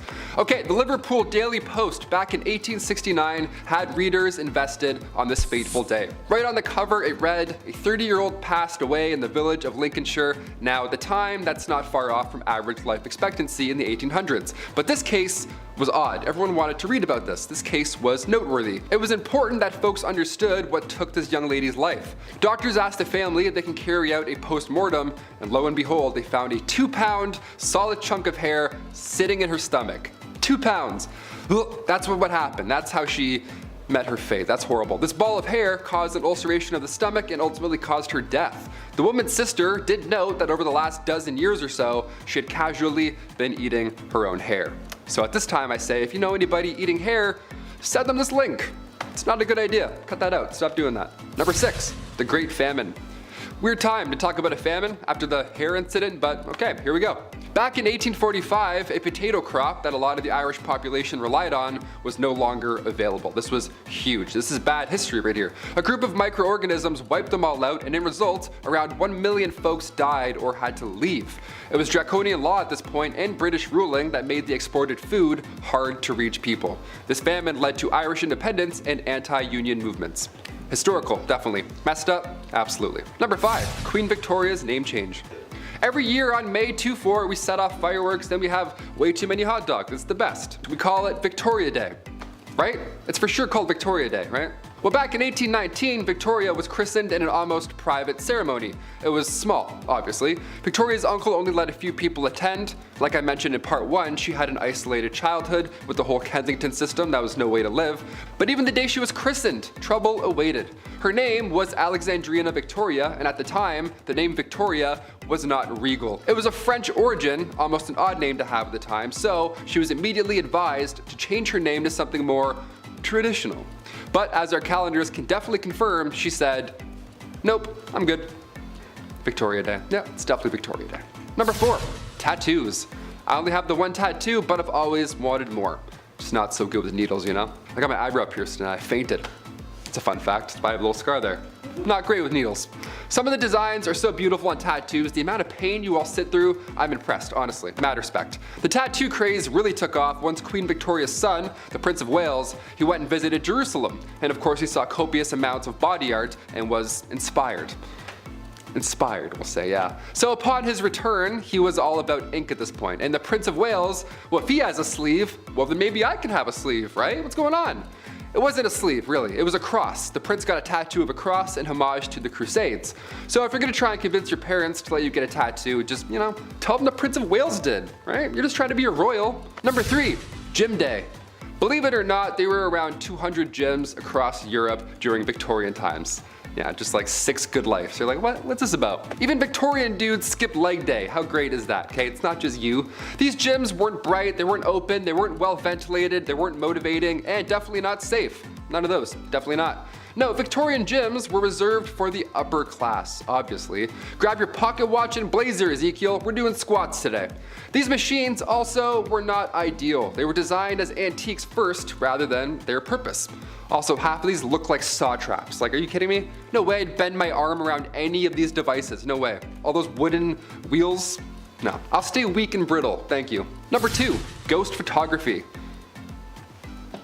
How to look back. I don't like talking about ghosts. As if the reanimated corpses coming back to life while they were ringing a bell wasn't scary enough. Yeah, let's talk about 1800s ghost photography. The camera was a hot new invention at this time, so tales of ghosts and spirits were now easily believed. Yeah, obviously, when you have a photo of a see-through woman, you're like, that's pretty terrifying. A big name in the ghost game was a man named William Thomas Stead. He was born in 1849 and Stead was the son of a Congregationalist minister, and at the age of 22 he was appointed as editor of Northern Echo, which was a regional newspaper in Darlington. So far, so good. This British medium, Richard Borsonol, featured a photo of W.T. Stead and a real spirit. Yeah, imagine that. Imagine a day where somebody being awarded the Nobel Peace Prize also poses for photo ops with ghosts.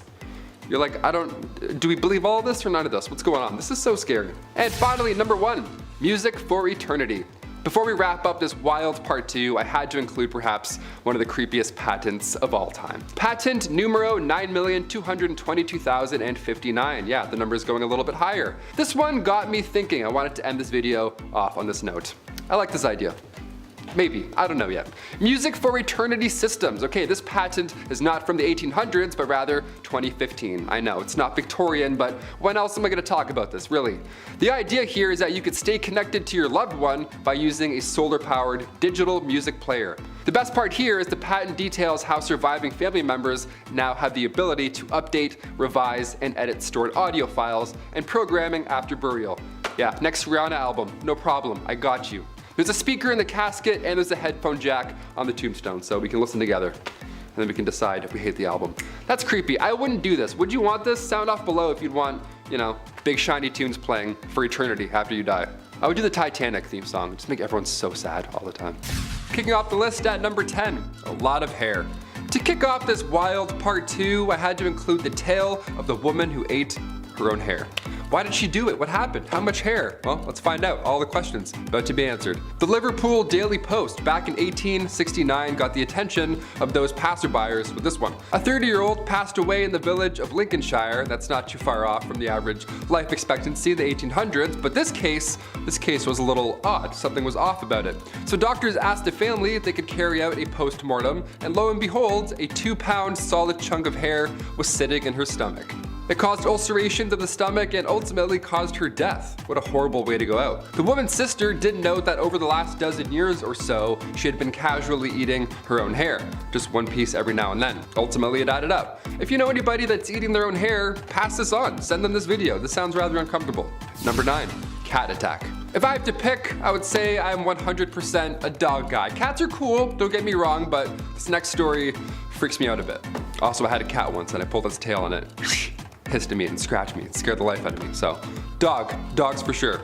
Back in 1870, a rich woman had put her time, energy, and resources into cat breeding. What a fun little hobby and lifestyle. She had tons of cats, she loved them all equally, and they loved her. I'm allergic also, so this story is my nightmare on a level. But it does sound like a cute time, I'll admit, that's a nice way. Especially like in the Victorian era, what a lovely little pocket of fun. 1800s, a lot of candles, everything being extremely flammable, disaster hit often in Victorian times. And in 1870, a fire broke out of this young woman's home, and the cats were sadly trapped in the house. They made it out alive, but by the time they made it out, the 2 maids that had kicked the door open to rescue them, they had gone full primal. The cats just attacked them and it was all bad. The fire in the house had obviously scared them, so when the doors were open, these 2 maids were both attacked by them at full force, essentially, all of these cats. Like, what a horrible thank you for saving all of their lives, you know what I mean? Number 8, quick divorce.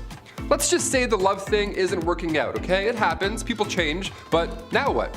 Say it's the Victorian era, but divorce in England isn't allowed until 1857, and it's 1856. So now what are we gonna do? Well, considering what list we're on and which part it is, it's pretty wildly unfair. If you were the wife, you were getting sold in this scenario. How horrible is that? Wife sellers, they were a thing. That was a legitimate business. How horrible. Yeah, you were getting sold if you were the wife. How horrible is that? Wife sellers was a legitimate business. There were auctions. Public auctions would be done. You would watch people bid on marrying your wife. At like noon, middle of the day, people are walking by like, oh, do I have any change? Hang on.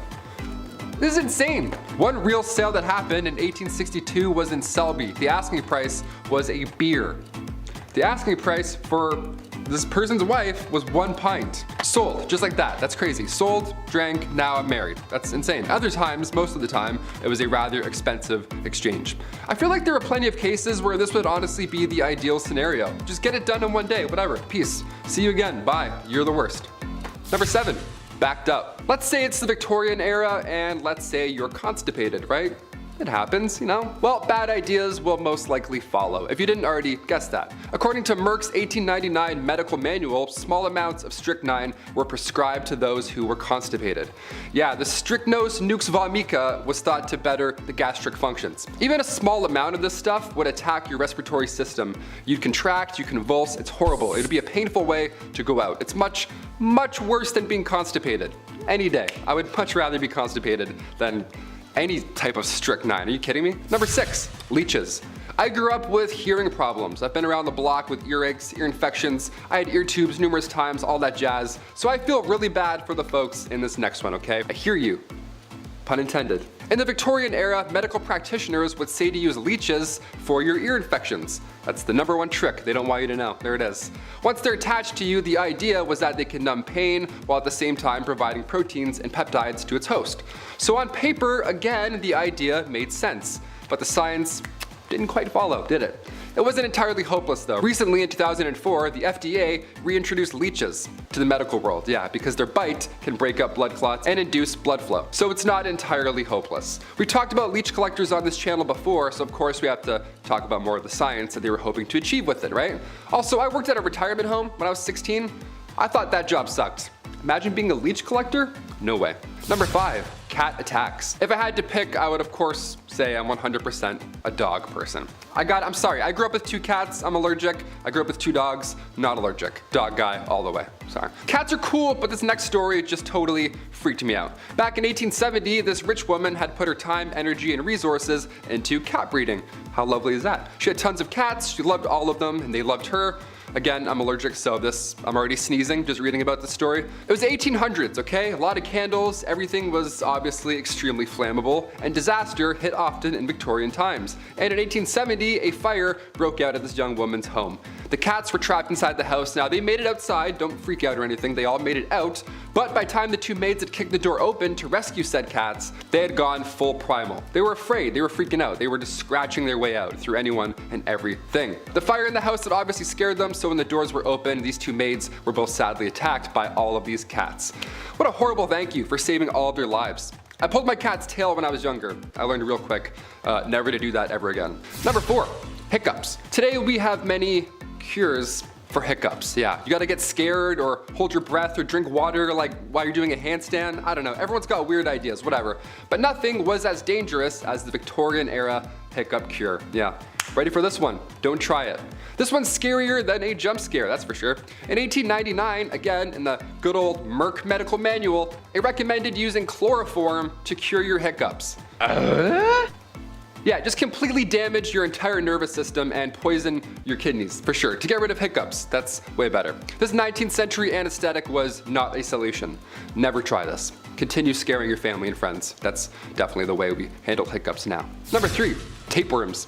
Back in the Victorian times, they really figured out the trick to weight loss. Yeah, was it watching what you eat, maybe counting your steps, maybe getting a gym membership, something like that? Nope, nope, and no way. No, it was way easier than all those things combined. Can you believe that? And you didn't even have to pull back on how much you were consuming. Doesn't this sound fascinating? What is this? Well, all you needed was a handy tapeworm. Yep, I don't have one. I don't know why I pointed. That'd be gross if I had one. Yeah, tapeworm. You know those things that can kill you today if you get one?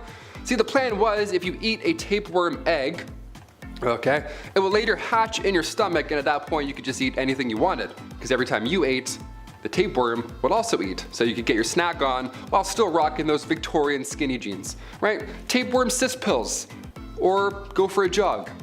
Your call. Number 2, Victoria's reign. Queen Victoria's reign started in 1837 and it lasted until the Queen's death later on in 1901. At just age 18, Alexandrina Victoria had to rise up to the throne. She was born, of course, on May 24th, 1819. Queen Victoria was 5th in line when she was born, so right off the bat, it was actually highly unlikely that she would ever get the crown. Then one by one, out of nowhere, all of her family members began passing away suddenly. In 4 years, 3 of Victoria's cousins passed away, and then her father and grandfather both died a week apart from each other. So by the time 1830 rolled around, Victoria was only 11 years old, and already she was next in line for the throne.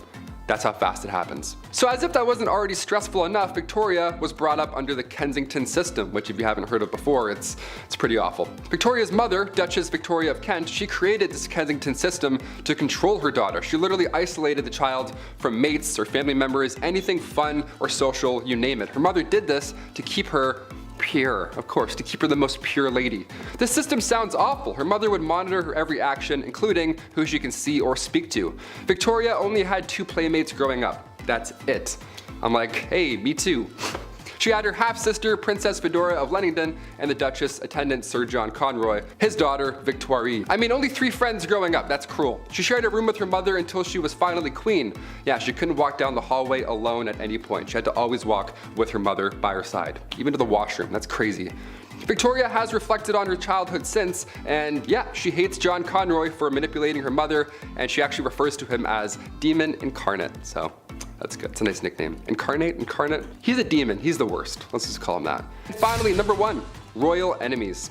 Being the queen and all, a security team is of course needed at all times. And during her reign, there were multiple attempts to harm the young Queen Victoria. The first attack was back in 1840. It was a young guy named Edward Oxford, and he attacked the Queen's carriage. Just ran at it like a crazy guy. Obviously, and thankfully, nothing happened. But when Edward was later accused of high treason, he was actually found not guilty due to insanity. Then a couple years later, in 1842, it happened again, but this time it was 2 men attacking the carriage. And then in 1849, her carriage was attacked by William Hamilton. In 1850, as the carriage was passing the gates of Buckingham Palace, Robert Pate, a retired soldier, ran up and hit the carriage with his cane. He was going nuts as well. Everyone wants this carriage. This is like the ultimate, no one's getting through this carriage apparently. Victoria was okay, luckily, but of course she was shook after all these events. Then again in 1842, 1849, 1872, attempt after attempt, it was horrifying. But then things got a little worse with a man named Boy Jones. Yeah, this guy stalked the Queen from 1838 until 1841. This guy somehow managed to break into Buckingham Palace more than once. He knew a way in just to Buckingham Palace, which should never be a thing in the first place. And the weird part is here, Boy Jones, once he was inside the palace, he would hide under the Queen's sofa, and he would also just sit on her throne for hours, just hanging out. Yeah, he would pretend he's Cersei Lannister and just sit on the throne for a minute or 2. Think about life. Eventually, thankfully, he got caught, but imagine coming home and Boy Jones is sitting on your couch. You're like, what are you doing? Take that shirt off, get out of here. Number 10, bottomless undies. I think I speak for everyone when I say that putting on a clean, fresh pair of underwear is a nice feeling. Gone is the brown underwear that was once white of yesterday, replaced with fresh, loving linen of today. Now, if you're also like me, then you probably have some underwear with holes in it. I'll throw them out eventually. I'll get around to it. Just wear them a few more times first and then I'll get rid of them. But did you know that some ladies' underwear in the Victorian era had no bottoms? Yeah. Part of the many layers of clothing that women were wearing back then, their underwear had no bottoms, which to me is the whole point of wearing bloomers in the first place. You gotta keep your business warm and packed away. I just don't understand what the point of having it all hang out is. That's just stupid. I don't know. Number 9, no razors. There's a joke about the 70s, George W. Bush, and garden hedges here, but I'm gonna let you fill in the blanks. Basically, this is a time in history where you cannot hop in the whip and drive on over to your local hair razor dealership because there ain't no whips and there ain't no CVS or Shoppers Drug Mart if you're Canadian. Today, you can buy disposable razors pretty much anywhere, and there's multiple models for doing so. When things get hairy, you got options. Women in the Victorian era were not so lucky. They had to go for the natural look. Now, not that there's anything wrong with that, it's just, I feel like a girl's gotta have her options. She gotta be able to, do her own thing.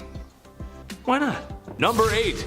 The dirty Thames. When you think of Victorian England and the people, there's only really 2 classes, the wealthy and the ones who are broke and sound like they're from Peaky Blinders, love. Yeah, that's right. However, even for women of high esteem with their bottomless undies and lady maidens growing a flush, the streets of Victorian London weren't very bourgeois, to say the least. Muddy dirt roads, thieves, beggars, and a really bad smell. It just didn't smell very nice. Oh, and also a really scary guy, but we'll get to that in part 1. But perhaps the most disgusting was the Thames River, which after years of treating it the same way Brendan Fraser was treated after the Mummies franchise was over, it wasn't a good look. It was full of filth, sewage, garbage, and animal cadavers, so much so that it was said you could walk across the river on top of them. That is no place for a lady to be. Ooh. Number 7. Did you miss me? Queen Victoria was a leader. She held a lot of power, and that means people sometimes got a little crazy and wanted to remove her from such power. So for Queen Victoria, it should be no surprise, however uncouth it was, but she had multiple assassination attempts on her life. A lot of which were people firing shots at her carriage for some reason with a pistol. And a lot of these attempts leading people to being declared insane. And one specific amateur who tried multiple times to end the royal and failed every time. 8 times to be specific. I feel like after the first 4 times when the guard saw this guy approach, it was like, oh, man, this guy again. Oh, brother, this guy stinks! Anyway, all attempts to end her life failed, and she became the 2nd longest reigning queen. Next to Queen Elizabeth, of course. Number 6. Oh, Christmas tree, oh, Christmas tree. I was honestly shooketh when I learned this, but you know that thing a lot of people do around the holiday season where they get a big green tree and they like decorate it because of the holiday called like Christmas? You might have heard of it. Yeah, I've never heard of it either. Bad jokes aside, the queen and her husband may have popularized the Christmas tradition of decorating the tree after sending trees to local schools and army barracks. An image of the family decorating the tree was also published that Christmas. I wonder if they popularized any other traditions as well, like your aunt drinking too much wine, and that one uncle, no matter how many times he's told, says something at the dinner table that would have him sitting in HR so fast that, well, he'd be sitting in the HR office for saying something like that in public. Everyone's got an uncle like that. Number 5, the Terror of London. If you're into serial killers and just a little goth or emo, I mean who isn't, then you know who Jack the Ripper is. If you don't, he was a serial killer who roamed the streets of Victorian England and killed multiple women of the evening, and what can be called the first, or one of the first, modern serial killers. Jack the Ripper, however, is one of the psychos who got away. No one is 100% sure on who the Terror of London was. However, that hasn't stopped people from theorizing on his or her true identity. No, not Queen Victoria herself, although there are some who believe he was a woman, which would explain how he got away so easily. However, another popular theory is that it was the Queen Victoria's grandson, Prince Albert Victor. While there isn't much evidence to support this claim, or any of the claims really, it is interesting and makes me wonder, maybe the royal was a killer? We'll never know. Number 4, Short Kings Unite! Even though I'm a semi-charming and moderately handsome internet host, I suffer from an illness a lot of men do. I suffer from shortness. When the Lord was making me, he just put a few extra drops of cute in the mix. And then there was no more room for my legs to grow. I just see life from a little bit down below. Although, I own it, and thank God I don't have little man syndrome. All toxic jokes aside, Queen Victoria may have been a good fit for us short kings, as she was barely 5 feet tall. She's known for being a formidable queen, but when you're that short, it can sometimes be difficult to keep your stature. Somebody take me seriously. Number 3, dollies. Okay, so maybe my Sailor Moon merch collection is weird. Maybe I just want to be a cute blonde Japanese girl with a short skirt fighting evil. Can you blame me? However, something I always find strange, no matter who it is and who owns it, is a doll collection. Why? Why? And it's never a couple, it's always a large collection. And tell me why anytime you go to visit someone and stay overnight, they always put you in a guest room where the majority of the dolls reside. There's nothing like 100 pair of creepy plastic eyes staring you down while you're trying to sleep in a bed that isn't yours. Well, Her Royal Majesty had her own collection of dolls. Yeah, that's right. You can just imagine the kind of treatment these dolls received. It's said she had hundreds of them, and most likely wore higher quality clothes than most common folk at the time. Great, now my worst nightmares outnumber me, and they're dressed to the nines. Whew, dolls are just creepy. Number 2, Here Comes the Bride. Imagine being so powerful, so mighty, and influential that you'll create 2 Western traditions. Sure, the Christmas tree is great, but I'd argue the white wedding dress is more. She wasn't the first to wear a white wedding dress, but she was the one that made it happen. There's a few reasons why, and the obvious one is flexing that royal coin, but imagine trying to keep pure white clothes clean in the past. My mom makes a mean spaghetti and meatballs, and I have a difficult time keeping those stains off my white t-shirts, which, if you also ask my mom, is a bad color for me. I was a messy kid. That's why other colors at the time made sense. After all, there's no dry cleaning in the 1800s. At least not with modern machines and stain remover. Hey Alexa, can you add stain remover to my list? Number 1, send lewds. Despite being known as a somewhat prudent queen, apparently the queen had an eye for the art that was lewd. In one case, the royal husband and wife gave each other art. She got some nice work, and he got some Nice works, if you catch my drift. We all know how nudity and lewd imagery can be treated by those who wish to censor it. Queen Victoria felt the opposite and had somewhat of an appreciation for the human form, even commissioning a lewd painting of herself. At least lewd for the time, it was more like a wrist and ankles kind of thing, but you know. Number 10, train engine cleaner. Ever wanted to get inside a small hole in the engine of a train and shovel out the coal that was left in there? Ever wanted to go underneath a train where you can't fully stand up in the middle of the night and rake out a dusty ash pan, getting all kinds of ash and stuff in your mouth? Perfect! You can go join up with the railroad as a train engine cleaner. These guys would spend their days shoveling 5 to 6 tons of coal into the furnace of the steam trains, and then spend their nights climbing into said furnace, cleaning it out, and then going out in the middle of the freezing cold, wet night into a trench covered in water and oil and dust, and get right up under that sucker and pull out all the ashes and dust and crap that came out of the engine while it had been running all day. Number 9. Linker boy or linker men. Before the introduction of gas lights on the streets of London, the only gaslighting came in the form of small children who made you believe that you wouldn't be able to walk the streets without them tagging along with a torch to help guide your way. Then they'd expect a tip from you. Little rascals. They weren't so bad. They were generally pretty helpful in getting you from point A to point B while being able to see one foot in front of the other. And their charge was usually just 1 farthing, or the equivalent of a quarter. The linker boy, like a lot of the jobs on this list, was actually featured in a lot of art and literature from the time, and there were even some rather infamous ones, like Lawrence Casey, who was the personal linker boy for the courtesan Betty Careless. Oi! Where you going, mate? You forgot to like and subscribe to the channel. Oh, and while I've got your attention, why not take a little peek over at our Facebook, where you'll find behind the scenes content. Get on with it! Alright, bloody hell. Number 8, knock her up. No, not like that. God. Look, I despise my alarm clock. It wakes me out of my deeply deserved beauty sleep at 6 a.m. every weekday morning. Now take the alarm clock and assign that job to a real person. That person is a knocker up, a person employed to wake up workers at mills and factories on early shifts, going from house to house using a long pole to knock on bedroom windows. In other words, a person employed to become the epitome of all my hatred in this world. If you had this job, well, you're not alive anymore, but I hate you. The people at the time were somewhat friendlier than they are now, and I'm sure the knocker-upper wasn't a horrible person, but I'm sure there had to be some grumpy gills who would put their hand on your chest for doing this to them. Number 7, the Great Famine. We're gonna lean out of wife selling for a hot minute and include the boys for this one. Yeah, come on back in, you're all guilty. The Great Famine took out everybody, not just Victorian women, of course. Back in 1845, potato crop that a lot of the Irish population was relying on was no longer available all of a sudden. A group of microorganisms just wiped them out, just like that, and in result, around 1 million folks died or had to leave.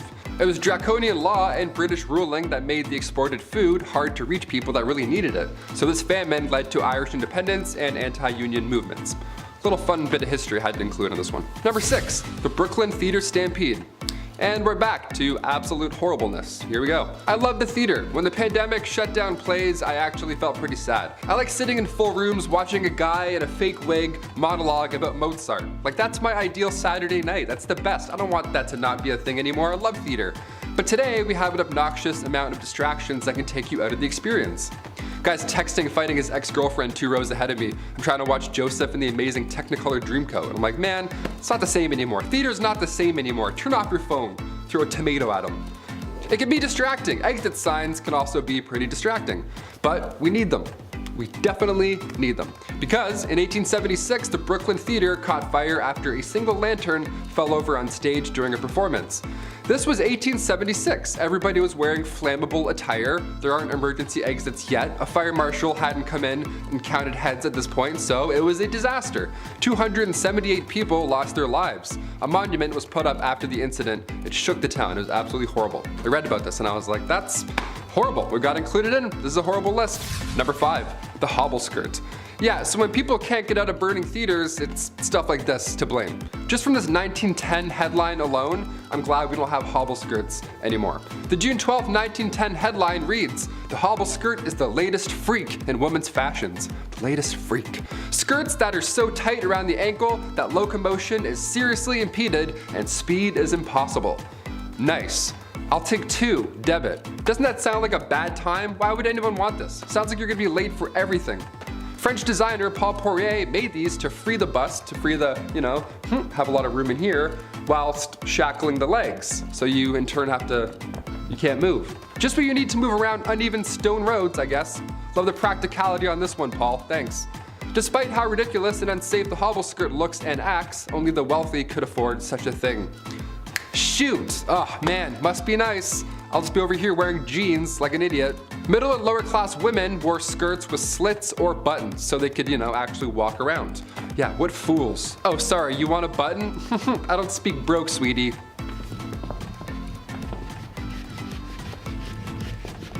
Number 4, lead-based. When I started here at the studio a year and a half ago, maybe 2 years, I was like, okay, I gotta put on face cream maybe. A lot of lights, a lot of HD. Time to get rid of these bags under my eyes finally. I don't know, maybe drink some water. See what happens. Finding a skincare routine of any sorts is easy now, dare I say. The lovely World Wide Web has our back. You can learn how to draw your eyebrows on while listening to true crime. It's wonderful where we are today. But the cosmetic game, back in the 18th century, not great. Turns out wasn't that great, not that safe. RuPaul's Drag Race would have been a lethal sport, you know what I mean? Back in the 18th century, lead mixed with vinegar was often used to make your face look, more pale. The Victorian look, I guess, gotta have those veins pop out. A splash of sulfur for those freckles. Horrible idea. Queen Elizabeth I used cosmetics containing lead, mercury, and or arsenic, the same poison that took out George III and Napoleon Bonaparte, so not safe at all at any time, period. In fact, arsenic was on the priority list of hazardous substances, and toxic metal exposure is still an issue we're facing in this era, let alone Victorian. Number 3, the Kensington system. This was horrible. Queen Victoria was brought up under the Kensington system, which if you haven't heard of before is awful. I was grounded more often than not growing up, I'll admit, I was the youngest of 3, so I tried some shady stuff every now and then, but this is another level. At least I could go to the washroom without supervision, you know what I mean? Yeah, buckle up. Victoria's mother, Duchess Victoria of Kent, she created this Kensington system to control her daughter. She literally isolated the child from friends, family members, anybody, everybody, you name it. Her mother would monitor her every action on top of this, including who she can see or speak to, if there were any of those people at some point. Victoria only had 2 playmates growing up her entire life. She had her half-sister, Princess Feodora of Leningen, and then the Duchess attendant, Sir John Conroy, his daughter, Victoria.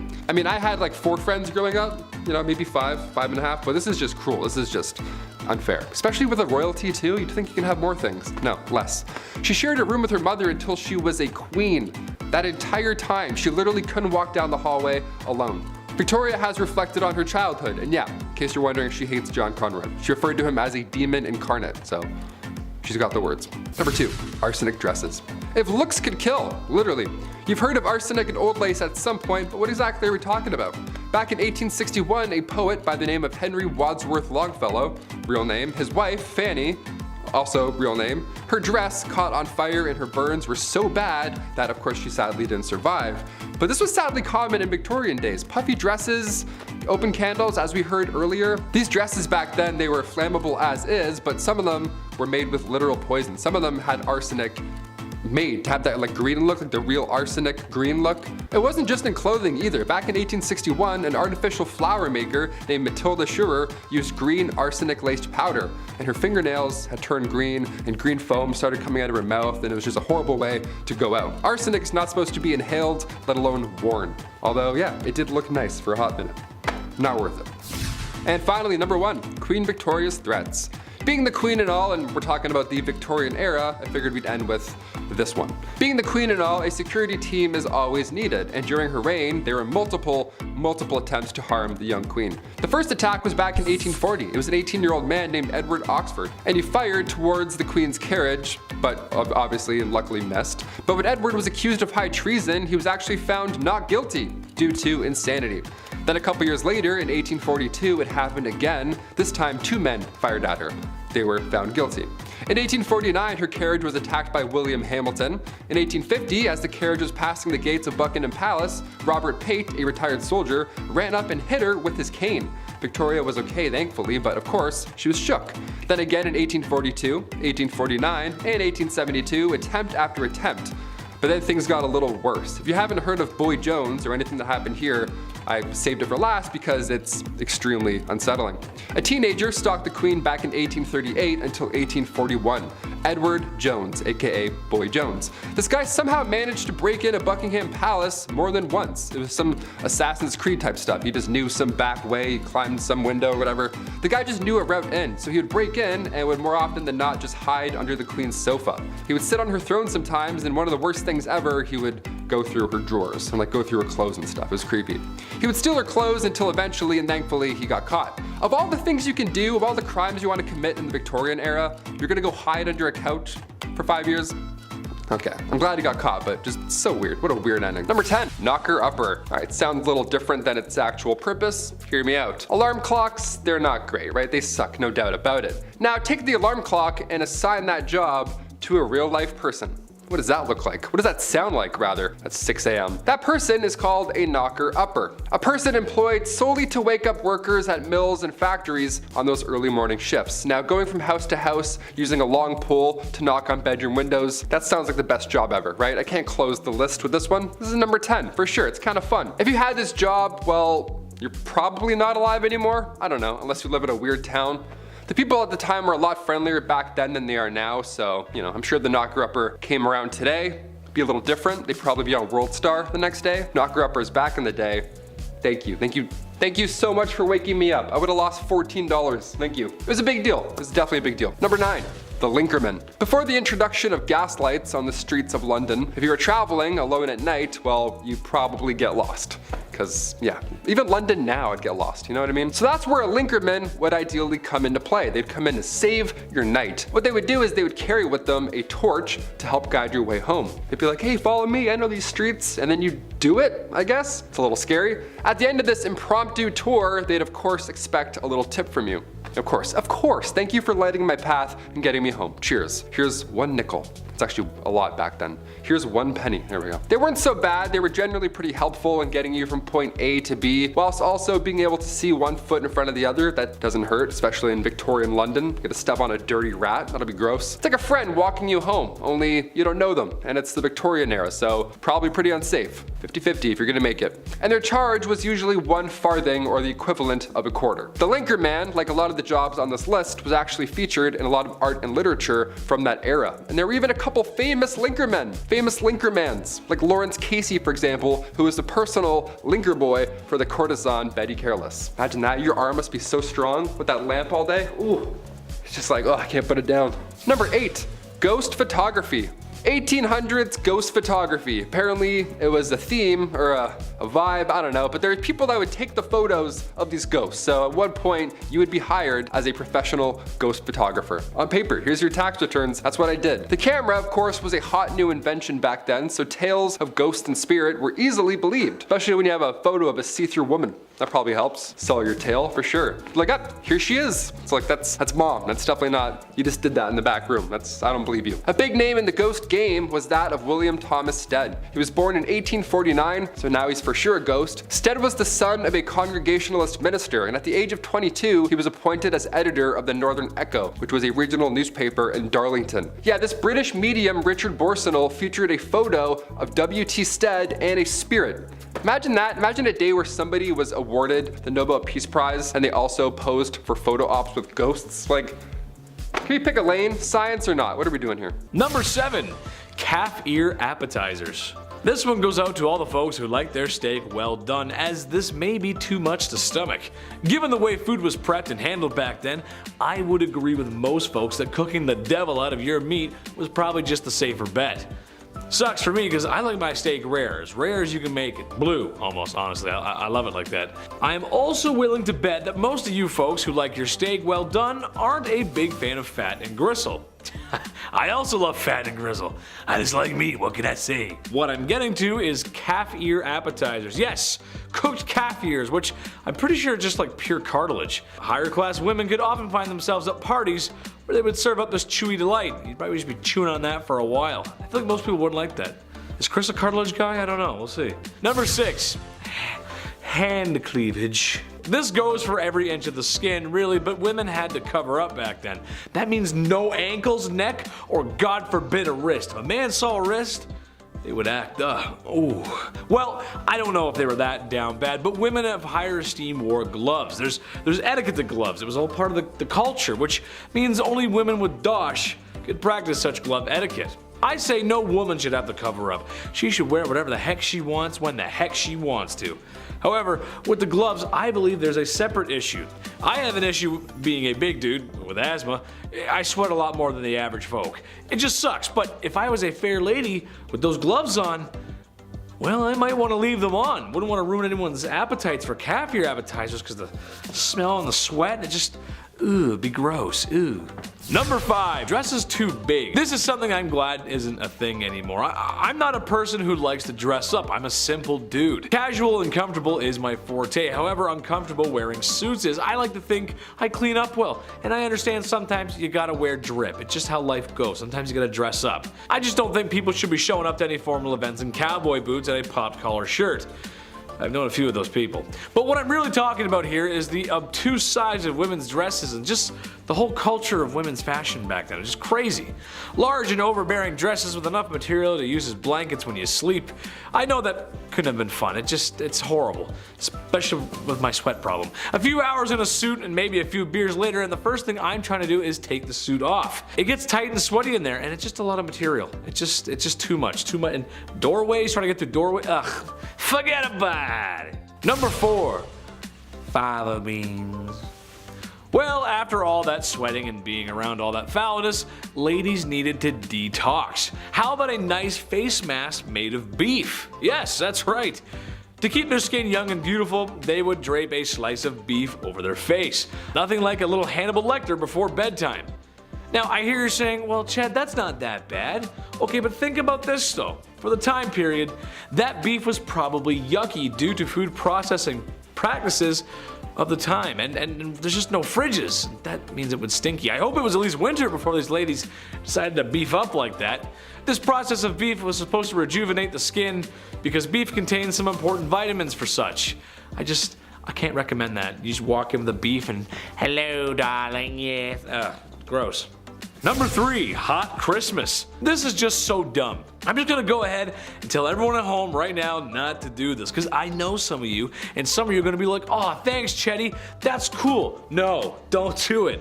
I'm a doctor, a lawyer, and a firefighter. Basically, this was a super fun game that felt like something out of Johnny Knoxville's head, not Victorian families gathering at Christmas. Basically, they would gather at Christmas to play a game called Snapdragon. You get a bowl of raisins and almonds, you pour some brandy in there, and maybe one out for your homie, and ignite the brandy. Once the bowl is on fire, the family will compete to see who can grab the flaming treats and eat them the fastest. Okay, second-degree burns are not how I want to spend my holiday season, and also, in a time before smoke alarms and a modern fire service, this sounds like a really bad time. Grandpa could lose it out of his hands. Drapes catch fire, the house burns down, probably the whole neighborhood. Just a bad idea. Also, I hate raisins, so setting them on fire? Yeah, I'm out. I don't like raisins. They're gross, dude. I don't like them. Number 2, crypt pics. Look, it's a part of life.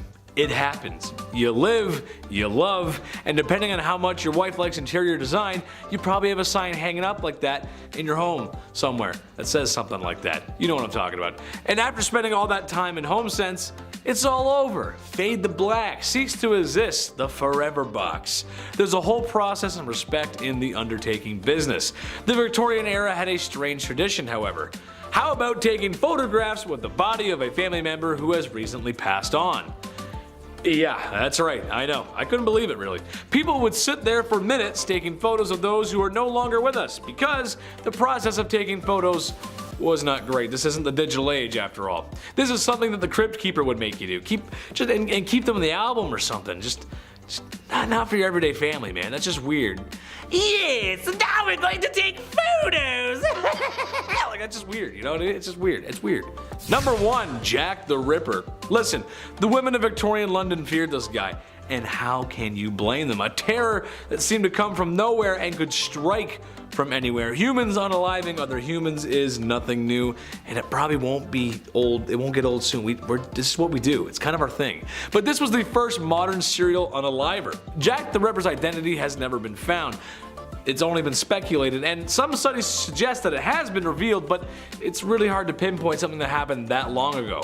He was nasty and the crimes were awful. The photographs of the crime scene do not exactly follow today's media rules or decency, as it's really just horrible and it's just really messy and bloody and just gross. Number 10. No calling, no gifts. This is a time in history when men were told to be gentlemen and women told to be ladies. Naturally, that came with some weird social practices. For instance, women were discouraged from accepting gifts from men. Personally, I like to give my girlfriend flowers and chocolate. I'm a classic guy, what can I say? Can't go wrong with that. However, even if a handsome silver-tongued devil such as myself were to give some flowers and the finest dark chocolate a 7-Eleven has to offer, and a most promising woman were to accept said gifts, she may not be able to call me back. Literally because, well, the phone isn't exactly a thing yet, and also because that's something else women were just discouraged from doing. Call on a man? No way, Jose, even if he is super nice and waiting for a genuine response. One etiquette guidebook from 1882 called any woman who calls on a man ill-bred and positively improper to do so. I like when people give me flowers and chocolate. Maybe call me sometimes, I'm a little lonely. Number 9. Act like a lady. How dare ladies do anything unladylike? Ugh, said every man ever in the Victorian era. This is a time in history when ladies gotta be ladylike. That means makeup, corsets, and don't you dare do anything masculine. Oh, that's me angry. This is still a time when food isn't the greatest either, so imagine if you got an upset tummy at the dinner table. Happens to me a lot. You've got a handsome prince that your parents have arranged for you to marry. When you go to greet him, you do it with a simple gesture, as kneeling to curtsy could turn your linens a certain shade of embarrassment that 1800 stain cleaning technology could never wash away. You'd poop yourself. Where's Billy Mays when you need him, right? How dare women do such things as go number 2, or even worse, break wind? Oh, the nerve. That's just the way it went, folks. I don't make the rules. Number 8. Charged with love. Naturally, this was the past, and not being open to homosexuality was just the way it was. Especially when tucking yourself into bed at night alone wasn't allowed either. Homosexuality just wasn't gonna happen. They just weren't gonna be approved of it. It's just how it goes. It sucks. However, it's almost as if there's been love on this earth since day one, and to stop that kind of love, it's just silly, man. Wherever I go, everyone is welcome on this channel, or my Twitch. Chetty loves everyone, because in reality, this is a time period where you could wind up in jail for that kind of love. And as Austin Powers would say, that's just not very groovy, baby, yeah. Strangely enough, homosexual relationships between women might have been completely overlooked, as they were sometimes mistaken for women being friends. Yeah, I know. Some women even lived together, but given that they probably needed each other for financial support, people just kind of thought that's how it went, and they ignored it. It's like they live together, and like you start putting the pieces together, and it's like, you know, I don't know, something weird going on there. But love everybody, come on, be nice. Number 7, a phrenologist. I think if this YouTube thing doesn't work out for me, I'm gonna go and make up a science. It worked for phrenologists. They claimed that a person's personality, character traits, and abilities could all be figured out by bumps and indents on a person's skull. Characteristics like secretiveness, amativeness, conjugality, and combativeness were apparently controlled by areas of the brain that they called organs of the brain. The idea was dismissed by the church, but it nonetheless gained traction through Europe and was really popular in the States. The idea that you could modify these organs through self-control and practice sounded really good to self-help gurus at the time, if only it was real. Number 6, a dog whipper. Looking for someone who absolutely despises dogs and doesn't mind being despised by the rest of us. Otherwise known as a dog whipper. Back in the day, huntsmen would often hunt foxes and nail their tails to church doors, which would attract dogs of the streets. You'd also have churchgoers who would bring their dogs with them to church. These dogs were not allowed in though, so they'd all have to wait outside. You know how dogs are though. They didn't just sit there waiting patiently. I'm sure some good boys and girls did, but more often than not they'd be playing and sometimes fighting, disrupting the church services. Enter the dog whipper, who was armed with tongs to grab a dog and remove it from the church grounds, and a whip that would be used on the loudest of the poor pooches. Number 5. A rat catcher. I know this will make a few of you out there squirm in your seats. Rats in Victorian England were a massive problem. They were everywhere. every nook and cranny of your house, from the basement to the pipes. There was even an account of them spilling over from royal parks. So of course, where there is a problem, there is a job. Rat catchers were pretty famous throughout the Victorian era and were highly praised in society, but the job wasn't too glamorous. You'd be going into the dark, dirty places where rats would make their homes and catching and often killing thousands of rats a year. Often rat catchers would use other animals like dogs and ferrets to help them hunt down the rats too. I don't know though, gonna be me. Number 4, an upright worker. Upright workers, otherwise known as chimney sweeps, actually started off being children as young as the age of 4. The smaller size of the little kiddos was perfect for fitting inside and climbing up and down chimneys. The little suckers would rub their elbows and knees up against the brick of the chimney so much that they would be scraped raw before callousing. Isn't that lovely? No, it's not. It's horrible. Some children were deliberately underfed to keep them small enough to do the job.